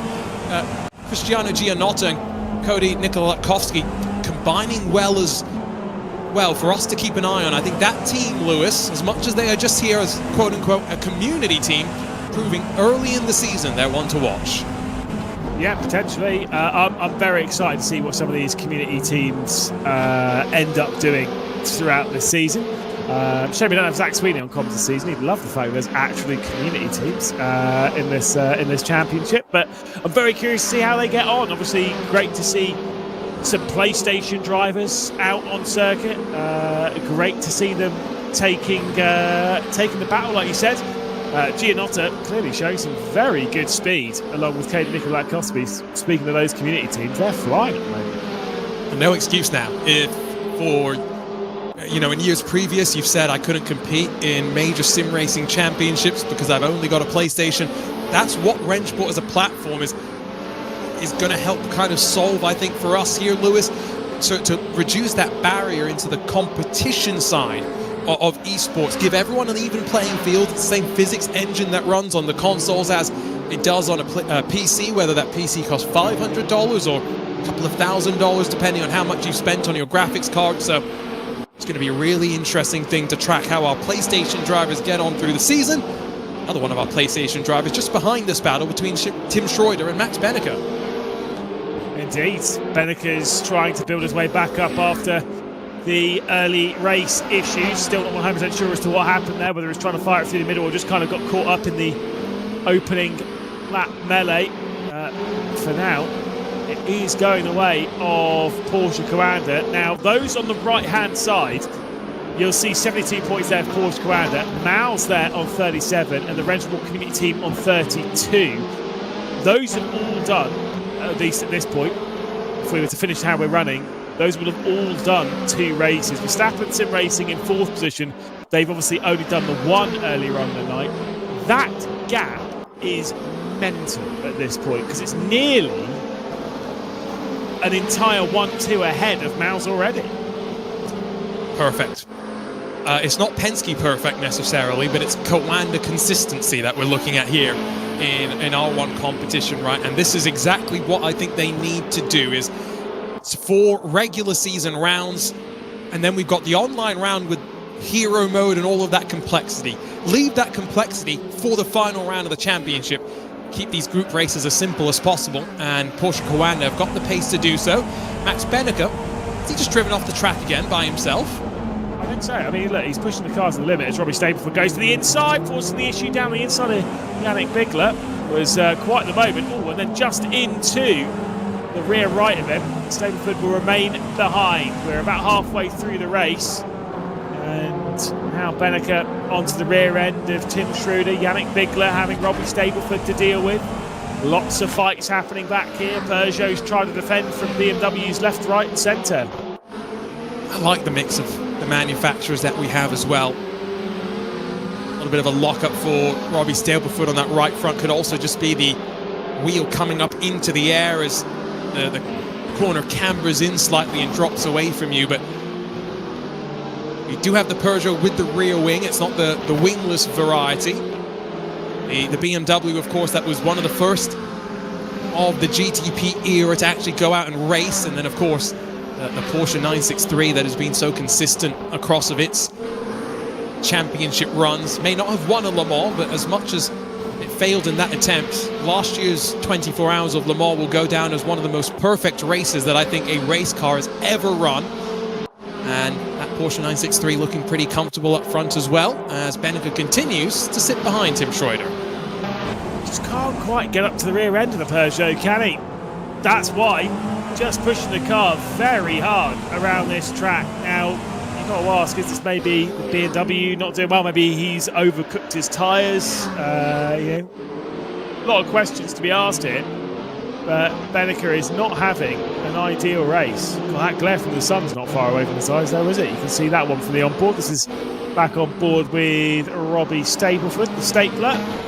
Back on to Yannick Bigler. There's a bit of abuse of track limits. Get away with it a couple of times, but it's the repeated abuse that you need to be careful of. Like I was mentioning earlier, it looks a bit awkward out of the Mercedes-Benz arena, but that's just the natural racing line. Remember, Benneker did finish 3rd in the first group race, so I don't think he'll be too disappointed. It was just the start at the end of the day, Lewis, where he went deep, got in contact with, might have been Cristiano Giannotta, if my memory is correct, but I think that really put him in an uncomfortable position of having to fight his way through the field. And as much as we thought this might be a track where there are a couple more heavier braking opportunities, he's struggled to keep the glare out of his face, like you said, looking at his webcam. Sun a couple of minutes away from shining directly into his eyes. But also maybe to use the couple of tools that he has at his disposal to make the cars balance what he needs to. This is a fixed setup competition, we should remember, Lewis, so these drivers are adapting themselves to the car they're driving. Yeah, exactly. Big and up and over the curbs. Once again, they are taking it as if they are driving a touring car through that chicane, aren't they? This is as close as Benneker has been for a while on Tim Schroeder. This circuit has proved difficult to pass at in previous races of R1. It's proving the same thing here. In these hypercars, the LMDHs can't quite get their way through in the opening corner. Now switching back, Max Benneker will try and work his way through the arena section, keeping extremely close to the rear end of the Peugeot. Up onto the curb on the exit of the Mercedes arena section. Still no moves there. The braking zone down here is so short that there's no real opportunity to go for it. And I would suspect going through Dunlop in these cars, as Benneker misses the apex, picking up that dirty air. Dunlop's far too quick of a corner in these to actually afford any move. Yeah, again, it goes back to needing heavy braking zones, and the fast chicane removes one of those opportunities at the end of the lap as well. So, really limited in your opportunities to pass. Gap up front, continuing to build, not just between Collins and Warren, but back to Oliveira as well. I would assume the communication on the BS Plus pit wall is finish on the podium, grab some more valuable points in the championship. And it's exactly what the yellow of the BS Plus competition cars is looking to do. Are they the only team that's made our job easy this season and separated their two cars visually out for us? Classic BS competition, you know it. They are the only ones that have done so. Whoa! Max Benneker off the road in the background as he brings it back on behind Robbie Stableford. Just pushing a little bit too hard, I think, through that chicane, not vibing with this circuit so much, unfortunately, for Max Benneker. Finding the limits once again for the mouse car. Defensive line coming in from Yannick Bigler. Might be a little bit deep here, going through the opening corner. Robbie Stableford with a great exit to the outside of the Mercedes Arena section. Going to try the cut back again. Brilliant stuff there from the Stapler. We saw some side-by-side in the previous race with Robbie Stableford. That is in a little bit too deep as he absolutely smacks the side of the Peugeot and finds his way through and up into 8th position. Flashing of the lights immediately from Yannick Bigler as if he's just been cut up on the traffic on the M25. He's not happy. I don't blame him, because the Stapler, as you called him, wasn't making the corner without the Peugeot being there. Needed the assistance to turn the wheels of the car. And yeah, that was a little bit physical, but again, these cars are a little bit more weighty and substantive than I think we may have begun the season thinking. They can get away with a bit of the contact, and as long as they don't damage the aerodynamic elements of the car, which for most of the LMDHs is at the rear of the car actually. You've got some aero obviously design on the front of the car, but most of the adjustable aerodynamics is then at the back. Get away with it. Peugeot, it does look a little bit different, but I've got to say, it does really, I think, visually illustrate, Lewis, the difference in regulations, because the BMW and the Porsche LMDH cars, of course, built to a spec chassis developed with the IMSA technical team, whereas that Peugeot and LMH built under the purview of the ACO technical team.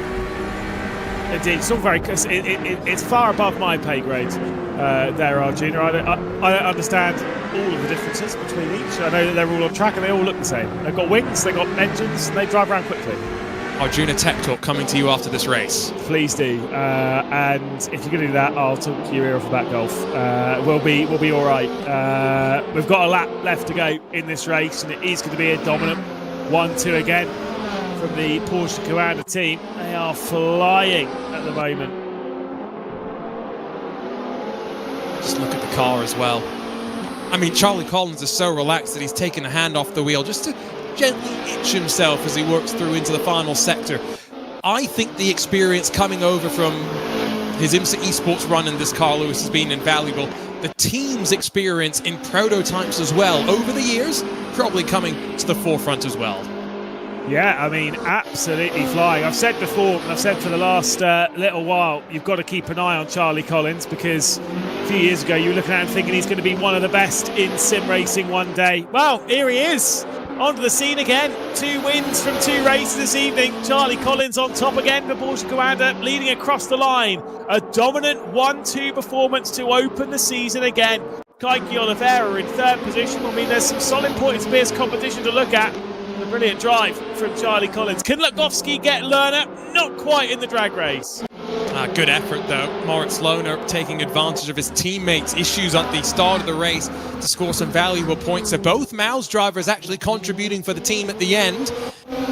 Wait for Kimi Happela for Dominic Ladler, and one of those RENNSPORT community pairings to come to the line as well and close out their first round of R1 competition. Bet they've got plenty to say. Well, we can see Charlie Collins there at the top. Didn't get the fastest lap in the race. Dane Warren in 2nd position. Kaiki Oliveira in 3rd. Cristiano Gianotta will cross the line in this race to finish in 4th position with Moritz Lerner, the highest placed Maus car. Cody Nikolakowski will mean the RENNSPORT Community Team 1 will score decently, at least in this race. Tim Schroeder in 7th position with Robbie Stableford in 8th. Yannick Bigler in 9th position. Max Benneker, Kimi Happela, and Dominic Ladler, the 12 cars to finish that race. Points-wise is what it does before we see the next group go out. Of course, this is times in the other groups, I think a little bit, because Verstappen and Racing have scored 38 points. They have 20-something to their name, if I remember correctly. But the important bit is those that have gone out in the session are correct. 72 points for Porsche Commander. Mouse there in third position on 35. BS Competition on 31. Solid recovery, considering that they only had one car finishing the opening race of the season. RENNSPORT Community 1, same thing for them. They only have one car finish that opening race. They'll be pretty happy, at least, with how things are looking for them. And we'll get ourselves ready for Group B in a few moments' time. Before that, though, we'll catch up with Charlie Collins once again, back into the commentary booth. And starting to wonder here, Charlie, how many times are we going to see you taking a victory this season? Already 2 from 2. Seems like you're very comfortable with this car at the moment. Hey, fellas, again. Thank you, Lewis. I mean, I don't want to get ahead of myself. I think is take it one race at a time. But it all went pretty smoothly for race 2, so no complaints here. Obviously, next week we'll see you racing against the Verstappen Sim Racing team as well. You'll be in the same group as them, and coming into the season, I'm sure you're all in the same camp. You know, we're expecting you and them to be the top 2 teams. What are you expecting from that bout? Yeah, I mean, it's always fighting against this team in all the sims and all the games. So I'm expecting a good fight, and although it's difficult, I think it brings the best out of both of us. So I'm looking forward to it, and should be a good watch. So what preparation can you do for next week, knowing that we don't know what circuits we'll be racing at, because we only know after the community vote, which happens on the day? How do you prepare for an event? Or is it just kind of try a few different tracks with the car, get a feeling for it, and then practice properly bit on the build-up? Yeah, I think that's a good way of putting it, Lewis. Honestly, I think just trying to find that rhythm with the car, and sometimes it doesn't really matter which track it's at. Trying to find an understanding of how to get the lap time out of it. So yeah, I wouldn't necessarily say we're practicing all the tracks. We're just kind of like I said, just kind of prioritizing that rhythm over anything. Well, a cracking night for you, Charlie. We'll probably be talking to you quite a bit this season, at least until next week. We'll give you a bit of a bye-bye. Yeah, cheers, fellas. See ya. Cheers, Charlie. We'll be joined by his teammate Dane Warren in the comms booth as well. Dane, couple of second places to start out this season. It looks as though you're pretty gelling with this car as you did with the previous. I wouldn't say that as much. Really? Yeah, I mean, the gap. You can see the gap to Charlie. I mean, he's pretty on it with this thing. I'm struggling quite a bit. Obviously, it looks like as a team we're doing some pretty crazy stuff at the moment. But yeah, I mean, personally, I'm not really too happy. Just kind of happy to make the most out of the night, I guess. What? Without obviously explaining everything to everyone and maybe letting go some of your secrets, what are the parts that you're struggling with in the translation between this and the previous GT3s that we've raced in this competition for 350 races? Where do I start? I mean, yeah, it's it reminds me of the old LMP1s. It just feels like a spaceship. And you're kind of going from something that's not a spaceship to something that just feels like everything's happening at 1,000 miles an hour, and it's kind of hard to keep on top of the car a lot of times. So it's just a learning curve. I need to get around it. Lucky I have Charlie to learn off, so should be all good. You got Charlie to learn off, and you've still walked away with a couple of solid results: 2 second places and 2 1-2s for the Porsche team. Dane, congratulations. We'll speak to you soon, I'm sure. I would hope so. All right, thanks, guys.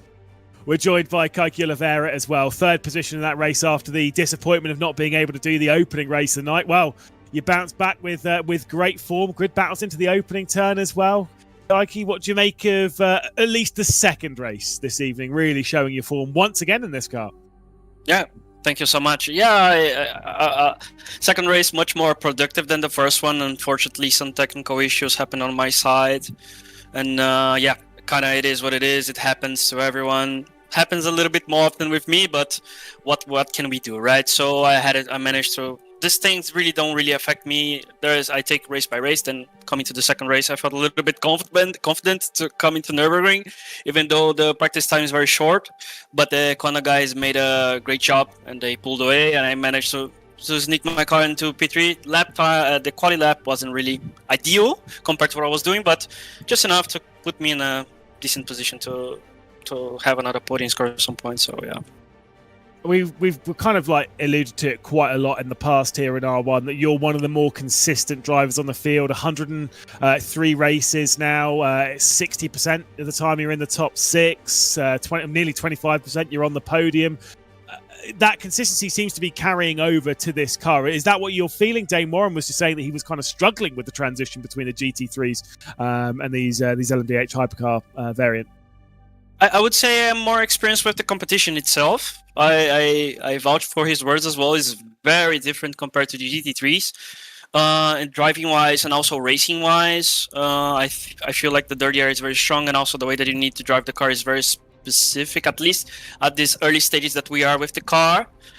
But my consistency is more related to the way that I practice and the way that I race R1 since the beginning, so I kind of like know how it works. So, but yeah, I didn't know about those stats. Doesn't seem too bad, but yeah, I always want to win. I always want to get more wins, but we'll keep working towards that, and for sure someday I will figure out more the hypercar and bring the fight a little bit closer to Coanda and the other guys as well, Redline and so on. You're definitely one of the hardest workers out there on the field. Great to see you back. Great to see you on the podium as well, Kaiki. Great stuff this evening. Nice third place. Yeah, thank you so much, guys. See you. There we go. Top 3 there in the second race here. The second race for Group A. We're getting ready for the second race for Group B as well. Great to hear from all of them. Great to hear, that even some of the very best in sim racing come across their own challenges, but they still manage to fight their way through and show some incredible speed. That is why we're in the comedy booth, because I could not do that. Yeah, but we need to teach Kaiki. You were saying hard worker. It's not Redline anymore. Verstappen sim racing. That is true. Sort it out, man. Don't worry, that went straight over my head as well. It took us a long time last year when it went from Williams Sim Racing to Williams F1 Team Gaming. Yeah. Did I get that one? I got that one right. There we go. Anyway, that's neither here nor there. One more race tonight, Lewis, and qualifying going to be interesting again because Group B, a little bit more intense of the action between the different teams, and therefore competition for points is a little bit higher. Exactly, and we saw that a little bit. I mean, look, the Verstappen Sim Racing team did have a 1-2 in qualifying, but then Enzo Benito got in the walls a little bit in the opening couple of corners and dropped back a touch and kind of struggled a little bit from there on. Really important for that to not be the case. Like you say, it is, I'd argue, maybe a little bit slower, but a little bit tighter, at least when it comes to the groupings. And considering that race 2 was a little bit tighter in Group A than race 1, a little tighter here than it was at Spa, you'd suspect that this session might be a little bit of a close one. 36.482 was Charlie Collins' pole time. I think they'll be aiming for the higher 36s to 37s in this group. So let's wait and see. We are underway for the first of our timed attempts. Nico Nuninghoff, after a great effort to finish second in the first of these Group B races behind Kevin Siggy. He's first on track. Chadwick in the Peugeot, about a 10th and a half off in that opening sector. Probably another 10th and a half at least there as they work down through the right-hander toward the hairpin at the bottom of the track. That Peugeot sliding around, needing a bit more mechanical grip. What do you make of this Peugeot visually and such? Do you like it? When I first saw it, really admired them for the boldness and approach that they took, and then they had to go and stick a rear wing on the back of it. Yeah, because it didn't work. I think it's a hill that I will die on. A lot of motoring manufacturers, car companies have changed branding a lot recently. Citroen, Jaguar, etc., etc., etc. Peugeot is pretty much the only one where I've seen them rebrand and be like, I love it. I think it's great. I think what they've done is great. Fair. I think this car is great. It looks fantastic. It looks aggressive. It looks mean. Chadwick is showing that with every single apex he's trying to hit or miss around this circuit. Nico Nuninghoff, fastest time, 37.671. 38.202 for Chadwick across the line. A little bit too messy, I think, for him. So we're waiting for at least another 0.7 of a second, we would think. Juha Soppinen, we saw his frustration at the end of the first race. Slight mistake in going for a move at Les Combes cost him and the team down towards the line, and at least for now, slowest time on the board. His teammate Stan Vliestra will be next up. That first sector lost a decent chunk of change and not expecting this to be a lap that threatens, and so it will be the next driver instead. Let's see if he can match the effort from Charlie Collins. 2 pole positions and 2 victories for Porsche Coanda. Verstappen Sim Racing hoping that Siggy will do the same. It's 3 purple sectors, not quite as quick, but a 36.539. Siggy flying around the Nürburgring. Yeah, incredible. That is half a tenth off of what Charlie Collins did to grab pole back in race 2, and I don't think that that is going to be challenged by anyone else in this field, unless someone's got a lot of pace in the tank. We'll have to wait and see. Matt Caruana about second down through the middle sector. Kevin Siggy getting the absolute most out of his Verstappen Sim Racing BMW. Caruana up towards the line at the moment, aiming to be around his teammate, and will be 6 tenths nearly behind. Here comes Keithley. A couple of great wallpapers for our drivers, by the way. Juha Soppinen and Jack Keithley. Always love spying on our drivers. Purple final sector for Keithley, hooking that Porsche up and 3rd on the board. So as we wait for Maximilian Den, who didn't quite get things going his way in the first race for Group B, see if he's able to punch in the top 5 alongside of his teammate Nico Nuninghoff, and now just wait for Enzo Benito. The Sim Nation cars will be the final 2 to cross the line, but if Benito can slot into the outside of the front row, it will be exactly what the Red Bull liveried Verstappen Sim Racing pair are looking for, and yes indeed, 1-2 for the duo. And the Sim Nation cars here, if they look, I just want them to qualify on the same road. Don't care which one it is, last, second, whatever. It's a 1-2 Verstappen, 3-4 TC, 5-6 the RENNSPORT Grandmasters, then EMM, then Sim Nation. Let's see if they could do it ahead of Referox. Sopridge, it all rests on your shoulders. Can you do it somewhere between a 38.7 and a 39.9? Let's go! Yay! They had a 6/10 window either side of the lap time, and that's exactly what Oscar Sopridge found. And so unison on our rows for teammates. Verstappen Sim Racing alongside of Enzo Benito. Kevin Siggy and Benito 1-2 once again. David Sobrero, Jack Keithley, row 2 for the black and gold of TC. On Nico Nuninghoff and Maximilian Den, the black and yellow of the RENNSPORT Grandmasters team. Chadwick and Caruana behind them, 7th and 8th for EMM. Sopridge and Ratai, Sim Nation PXN 9th and 10th with Referox Esports, Soppinen and Vliestra. Expect a bit more pace from Stan Vliestra after a slowdown on the first sector of the lap. I think cost him some opportunity to push from there. But this at least makes things quite easy, I would say, for the team managers, Lewis, in terms of how to approach the start of this race down to turn number 1. Yeah, full attack, take your teammate out, off you go. No, obviously try and keep it clean in the opening quarter. But I think because the starts are a bit all over the place here, I'm still expecting some 3 wide here. It's one of those ones, right? Especially if you're one of those teams, you know, on like the 3rd row, 4th row, 5th row, that kind of area, right? If you sit there and think, right, we're going to try and hold position in the opening corner, it can sometimes mean that you're actually tripping over your teammate more because you said, right, well, you're not going to fight in the opening corner, and so you're just going to try and get through it cleanly. But then someone else is attacking you, they're trying to attack someone else. It can get messy. Sometimes as a team manager, you just have to sit back, trust your drivers, and say, do what you got to do in the opening corner. And that doesn't mean take your teammate out. Well, we saw in the first race at the Nürburgring, Max Benneker went a bit deep and opened opportunity for a handful to sweep up the inside. This is a turn 1, which we do expect, Lewis, there to be a bit of jeopardy as they work their way onto the brakes for the first time. See them into that chicane, how fast it is. I mean, it is. Seeing that, it really explains why we're seeing larger margins between our top groupings in qualifying, right? That's why, you know, you're seeing even your gaps to pole, where normally we'd see it being half a tenth, couple of hundredths, right? We're now seeing it be a couple of tenths, a few, like 3-4 tenths, which in previous seasons would separate the entire 12-car field. Because of how brutally difficult these cars are to drive and how fast they are and how fast you have to think, you see those margins be a little bit bigger. The ability to trust downforce, an invisible force pushing down on the car, is what separates the good from the great in this sort of racing. And Lewis, we've had 3 races, ready for our 4th and final race of the day, and 3 more of these championship rounds before we'll eliminate 6 teams from the competition. Indeed, not long left to go, and I say not long left to go as if we've only just started, but certainly for this evening, there'll be a big debrief afterwards, I think, Arjuna.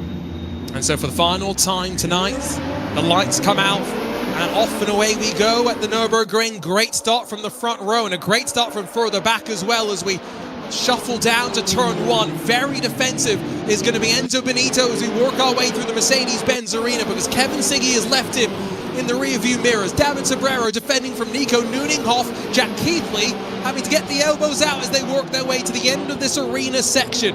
The teammates all coordinated off the line, but not so coordinated leaving the arena, with a big separation at the front of the field. Great move from Chadders around the outside of Maximilian Den now, and unfortunately we'll now see a battle between Will Chadwick and Jack Keithley, and if there's something that I'm absolutely terrified about in this series, those two going toe-to-toe. Whoa, okie dokie. Well, I mean, it'll either be unbelievable racing or the two of them are going to be in the gravel trap. We'll have to wait and see. Jack Keithley building a bit of a margin coming off of Dunlop over Chadwick, who was brave to try and do that one on Maximilian Dent on the opening lap, dropping back to 7th position. Den will be disappointed there. Sobrero in 3rd, Nico Nuninghoff up to 4th position. Jack Keithley just dropping down a little bit.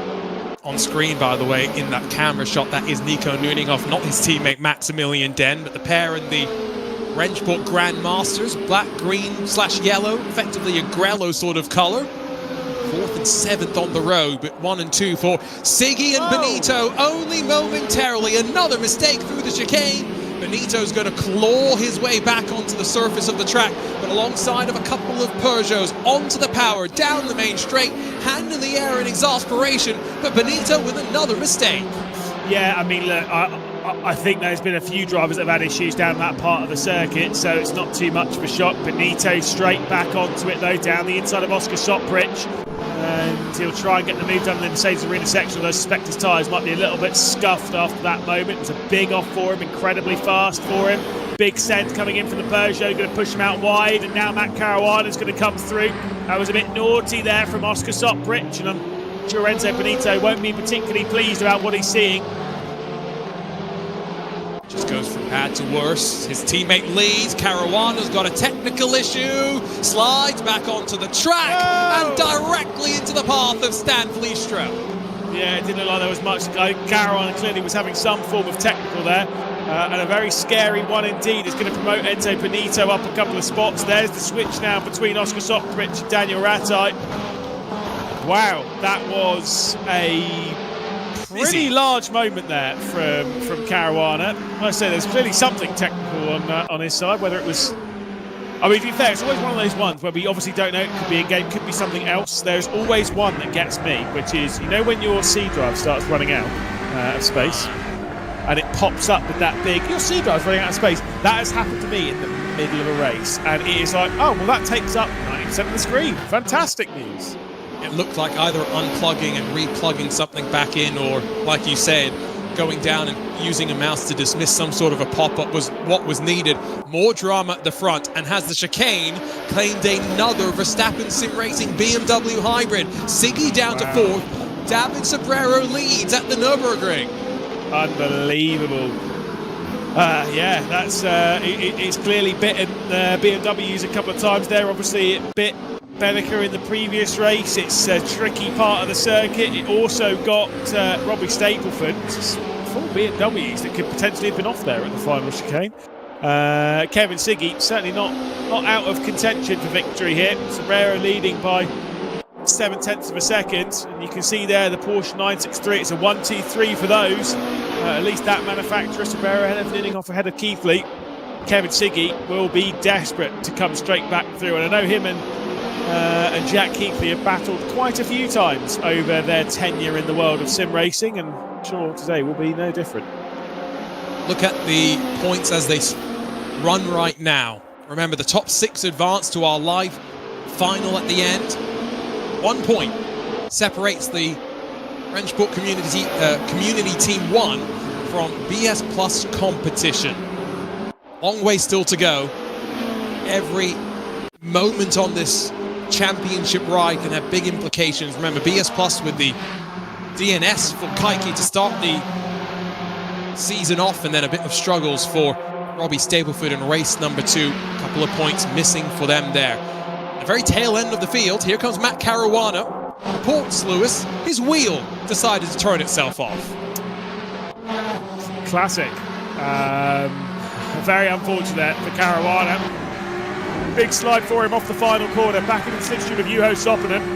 And whilst we've got 2 seconds separating first, 3, 4th, we've got close battles up and down the field here in Group B, which has been decidedly more exciting a little bit, I'd have to say, than Group A. No disrespect to Group A, but so far it's been very fascinating as to how this one's unfolding. Caruana's got another one of those Peugeots and a big send, and well, that was always going to happen with that kind of send, unfortunately.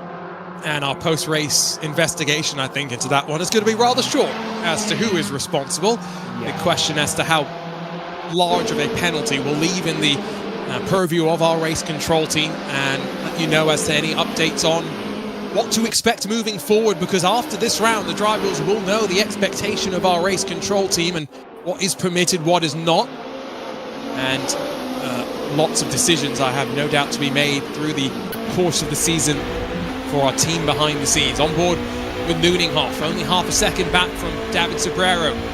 Another 1.3 seconds or so to Jack Keithley. Excuse me, it's 1 second back now to Jack Keithley in the second of the TC Esports Porsche 963s. Officially 4 laps complete here in the final race of the day. Indeed, Sobrero, obviously his debut in this championship. I do believe, by the way, I don't have a list of all of the nations in Letterman to really hammer this home, but I do believe that David Sobrero is the first Portuguese driver to take part in R1, which is a... Ever? Well, we've had plenty of Brazilians and loads from South America stuff, plenty of Spaniards as well. I do not see a single Portuguese driver on the list. Do we ever get Diogo Pinto? Diogo Pinto's not taking part, no. Okay, that's the only one I would have thought of, to be fair. Yeah, right. So, first one is second race, potentially taking a victory. Solid. TC Esports is doing brilliantly. They really are stepping up for the season. In fact, they'll only be 12 points behind Porsche Commander after them having a 1-2 in the opening 2 races of their championship. That's brilliant. And I think for TC Esports as well, last year was their learning year in a lot of ways. They continue to grow as an operation, both in the world of esports and in real motorsports, bringing on new programs into their sphere. And that includes an e-NASCAR team for 2026. But it's Sobrero, one of the up-and-comers, you would argue, in the world of sim racing. And then alongside of Jack Keithley, one of the proven names. Pretty good lineup to carry them through the regular season. Very much so. I mean, they've been incredible. Jack Keithley's pushed it to the limit, though. I mean, I guess you kind of have to. You can't be at this point of a race with Kevin Siggy right behind you and you sit back and think, well, I won't push it to the limit. No, you have to be driving as hard as you can, as if Bowie Knife 99 is right behind you himself. You've got to be ready for that send at any moment. And he's given it a good go. Is Keithley not leaving much on the table here. Obviously, ideally for him, he'd like to get ahead of Nico Nuninghoff and make it a 1-2 for TC, but that one seems like it's going to be very difficult. Nuninghoff is also flying. This quartet, very quick compared to the rest of the field. But not any opportunities for moves to be made. Kevin Siggy stuck back there in 4th after what we think was a mistake at the chicane, similar to what happened to his teammate Enzo Benito. And Verstappen Sim Racing, after starting 1-2, now 4th and 7th on the road, as we, just looking at that live points, I'm going to get an inclination, I would say, next round, if there are some teams already staring down the barrel of an early exit from the competition. Yeah. Referox Esports, I think, will be rather frustrated. We saw Juho Soppinen's frustration with his move down into Les Combes in the first race for this group, Lewis, but it's just not started off on a strong foot for them.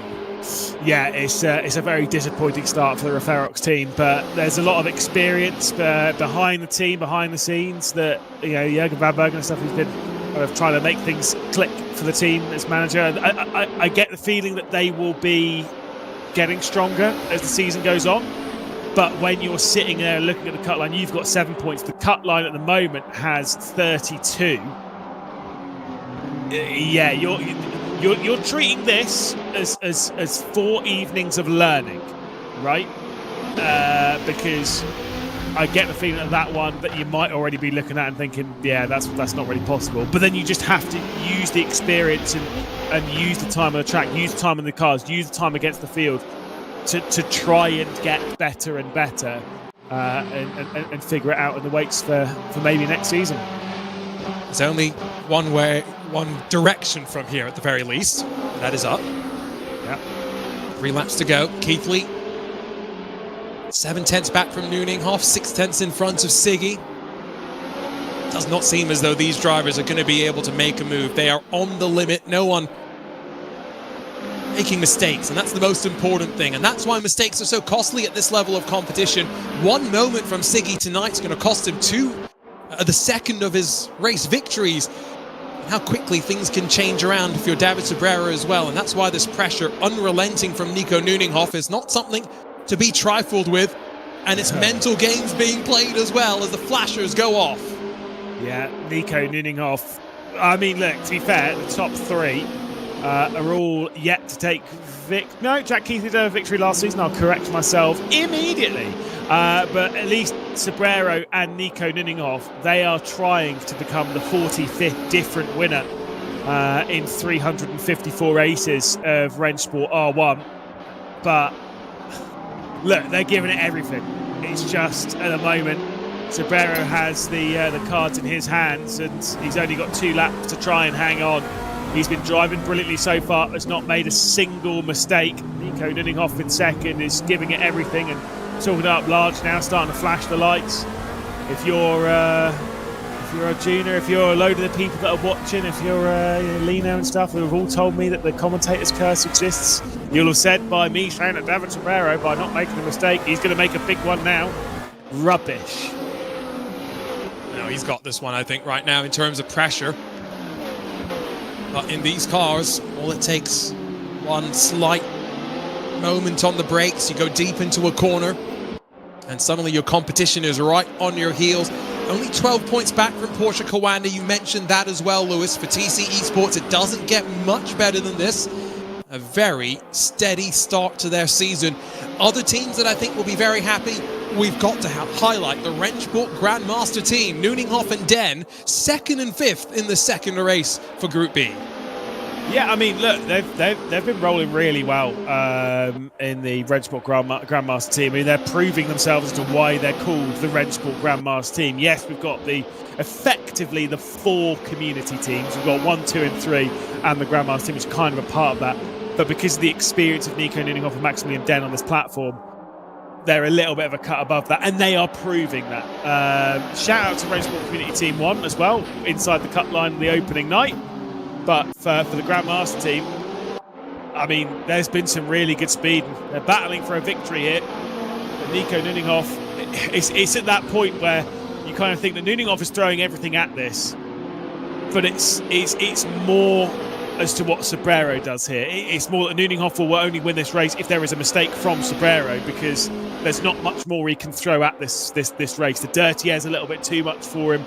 The pace and consistency, maybe a little bit too much for him. 2 consecutive second-place finishes, though. Nico Nuninghoff is not going to be disappointed with how the 2026 season has started, and a shift in a number of different ways, but of course most notably in the cars themselves. Out are the GT3s, in are the hypercars, and between the Porsche, the BMW and the Peugeot, 3 very, very good looking options. 12 teams, and with different paths into the championship. For the very first time, console players given a path forward into R1, and what an opening round it's been, Lewis. It's been brilliant, and we've had some excitement with Porsche Commander. It does seem as though a 963 is going to win again. It's going to be Sobrero, the 45th different winner in this championship. And for the first time in his fledgling R1 career, David Sobrero through the final corner wins for TC Esports. Jack Keithley third. It doesn't get much better for the black and gold. Unbelievable there for Sobrero and the TC team. TC Esports have really taken a big step up here in 2026, and Sobrero and Jack Keithley should look proudly on this moment for the team. Very strong performance. Obviously, there were the mistakes in that race for the Verstappen sim racing car and Kevin Siggy and Enzo Benito, the pair of them off the podium. So wait for our final couple of finishes. The Ferox 11th and 12th in the opening couple of races of the 2026 season. A lot to be debriefed, I'm sure. And you can see that Sobodan is not happy with someone. Certainly not happy with how the evening's gone. No, for Ferox, about as little points as they could mathematically have gotten at the tail end of the field. But up front for David Sobrero, for Jack Keithley. A first win for Sobrero, for TC Esports, second in the points. Doesn't get much better than that. Nico Nuninghoff, Maximilian Den, second and fifth in the RENNSPORT Grandmaster team, combining quite well. While Kevin Siggy and Enzo Benito, fourth and sixth. Slight frustration for Verstappen Sim Racing. After qualifying on the front row, a couple of mistakes, dropping them back through the field. Will Chadwick seventh in front of Daniel Vertai, Oscar Soprich, and then Matt Caruana with the SimNation PXN crew sandwiched in between EMM Esports and then Ferox Esports at the tail end of the field. Quick look at the points, and again, provisional in nature with race control, still having to take a look through a variety of incidents that the teams will report, I have no doubt. Porsche Commander 12 points clear of TC Esports. Verstappen Sim Racing then another 10 points back in third with the cut line. 1 point between 6th and 7th spots, where the focus will be through the remaining 3 rounds of the regular season. Before we look forward, let's catch up with our race winner. David Sobrero joins us once again. David, a great effort. Your first win in R1 competition. How are you feeling right now? Thank you. I'm feeling good and exhausted because, we did a good work for this round, me and Jack, my teammate. That was really awesome. And but these cars, again, I'm telling you, it's really tough. You know, the amount of speed that we carry in the corners and the amount of focus that we need to not do mistakes. And it was a good win. So just kept it clean and no mistakes. And yeah. I've got to ask the question, David. Who is that on screen behind you? It's someone from. I'm not gonna answer that. Don't worry. Sorry. Okay. Let's look forward then, because now great start to the season for you and the team. We'll talk to Jack in a couple of moments as well, but you guys sit second in points. Where do you think you guys will be at the end of this year? I don't know. I mean, clearly the main competition is Redline and Coanda. Luckily, we didn't race against Coanda on this specific round, but we know that they're super quick. So hopefully we're aiming for top 3 if we keep getting consistent results and trying to be on the podium every race. So yeah, I'd say realistically, top 3 is a good place to aim for. So yeah. Well, congrats, David. Great effort for you and for the team to open up the season. We'll see you next week to roll on to round 2. Thank you so much, Arjuna. Bye-bye. Let's catch up with second place, Nino Nuninghoff. 2 second place finishes as well in that RENNSPORT Grandmaster car. Nico, how does it feel representing RENNSPORT and putting those performances together here today? It's, first of all, hello. It's my first interview in an esports series. It's an incredible feeling. Never had that before. It's just crazy that RENNSPORT gave me the opportunity to fight against the big teams, and yeah, it worked out well on Spa and on Nürburgring. It's just, I'm sweaty right now. It's just good for the championship right now. Well, where do you go from here? You talk about the championship, but there's 3 more regular series rounds to go. How do you practice when it's going to be up to our audience, the fans, to decide where we're racing in about 6 days' time? We have to practice everything before we get a voting for every track. So my goal was to get used to the car at first and to find the right settings, right brake balance for, I don't know, Le Mans, for example, for the track. And yeah, we knew the track Spa and Nürburgring one day before this event or a couple of hours ago. So yes, we had little practice time. Well, Nico, amazing effort from you and Maximilian. We'll see you next week to roll forward this momentum. Okay, thank you. And last but not least, let's catch up with my former teammate. Let's go, Jack. A podium for you here. And TC Esports getting off to a great start in this 2026 season. How are you feeling? I'm feeling great. This is the culmination of so much hard work, and to be not just a great team but also a family of TC Esports to get this result is absolutely mega. I'm so proud of David for the win. I'm proud of the whole team for what we've been able to achieve today. It's been nothing short of mega. I'm really, really happy. And you know, you've been around sim racing, so you've seen a couple of different teams through the years. What makes this team and the background that we don't get to see so special and makes it so much fun as well? I can't speak for other teams, but here we're all good friends. You can chat to anyone. We're all easygoing, and when we're practicing together, we push each other, but there's no like egos involved. We have fun doing it, but we know when to be serious. It's just a great environment to be, and yeah. Sorry, I'm just buzzing. I'm just really happy for that result. But yeah, being this team is just absolutely awesome at the moment. It's the place to be. Love the smile, Jack. Go celebrate this one. We'll see you next week. All right, fellow wrestling fan. I'll see you later, mate. Showed his moves off on defense today, did Jack Keithley. Lewis, that was fun. A fun way to start the 2026 season off. And like we said, it's a fast, frenetic season. 6 weeks away or so from crowning our champion. We're back 7 days from today.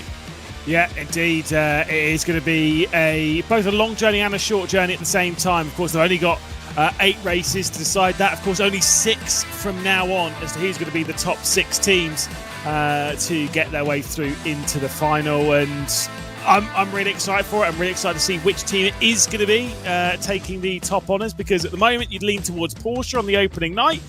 Verstappen, you know they're going to come back strong, and TC Esports starting off the season like that, you just don't know. The Grandmaster team's strong. It's exciting. Siggy showed us the speed. There's no doubt about it. About half a tenth off in qualifying at the Nürburgring, so we could be in for a competitive season. We could be in for a Porsche Coanda cakewalk if maybe the form book continues to hold. But for our team behind the scenes at RaceSpot, alongside of our friends at RENNSPORT, thanks for your company. Lewis McLeod, Arjuna Kanki Party signing off. We'll see you next week for round 2 of the 2026 season.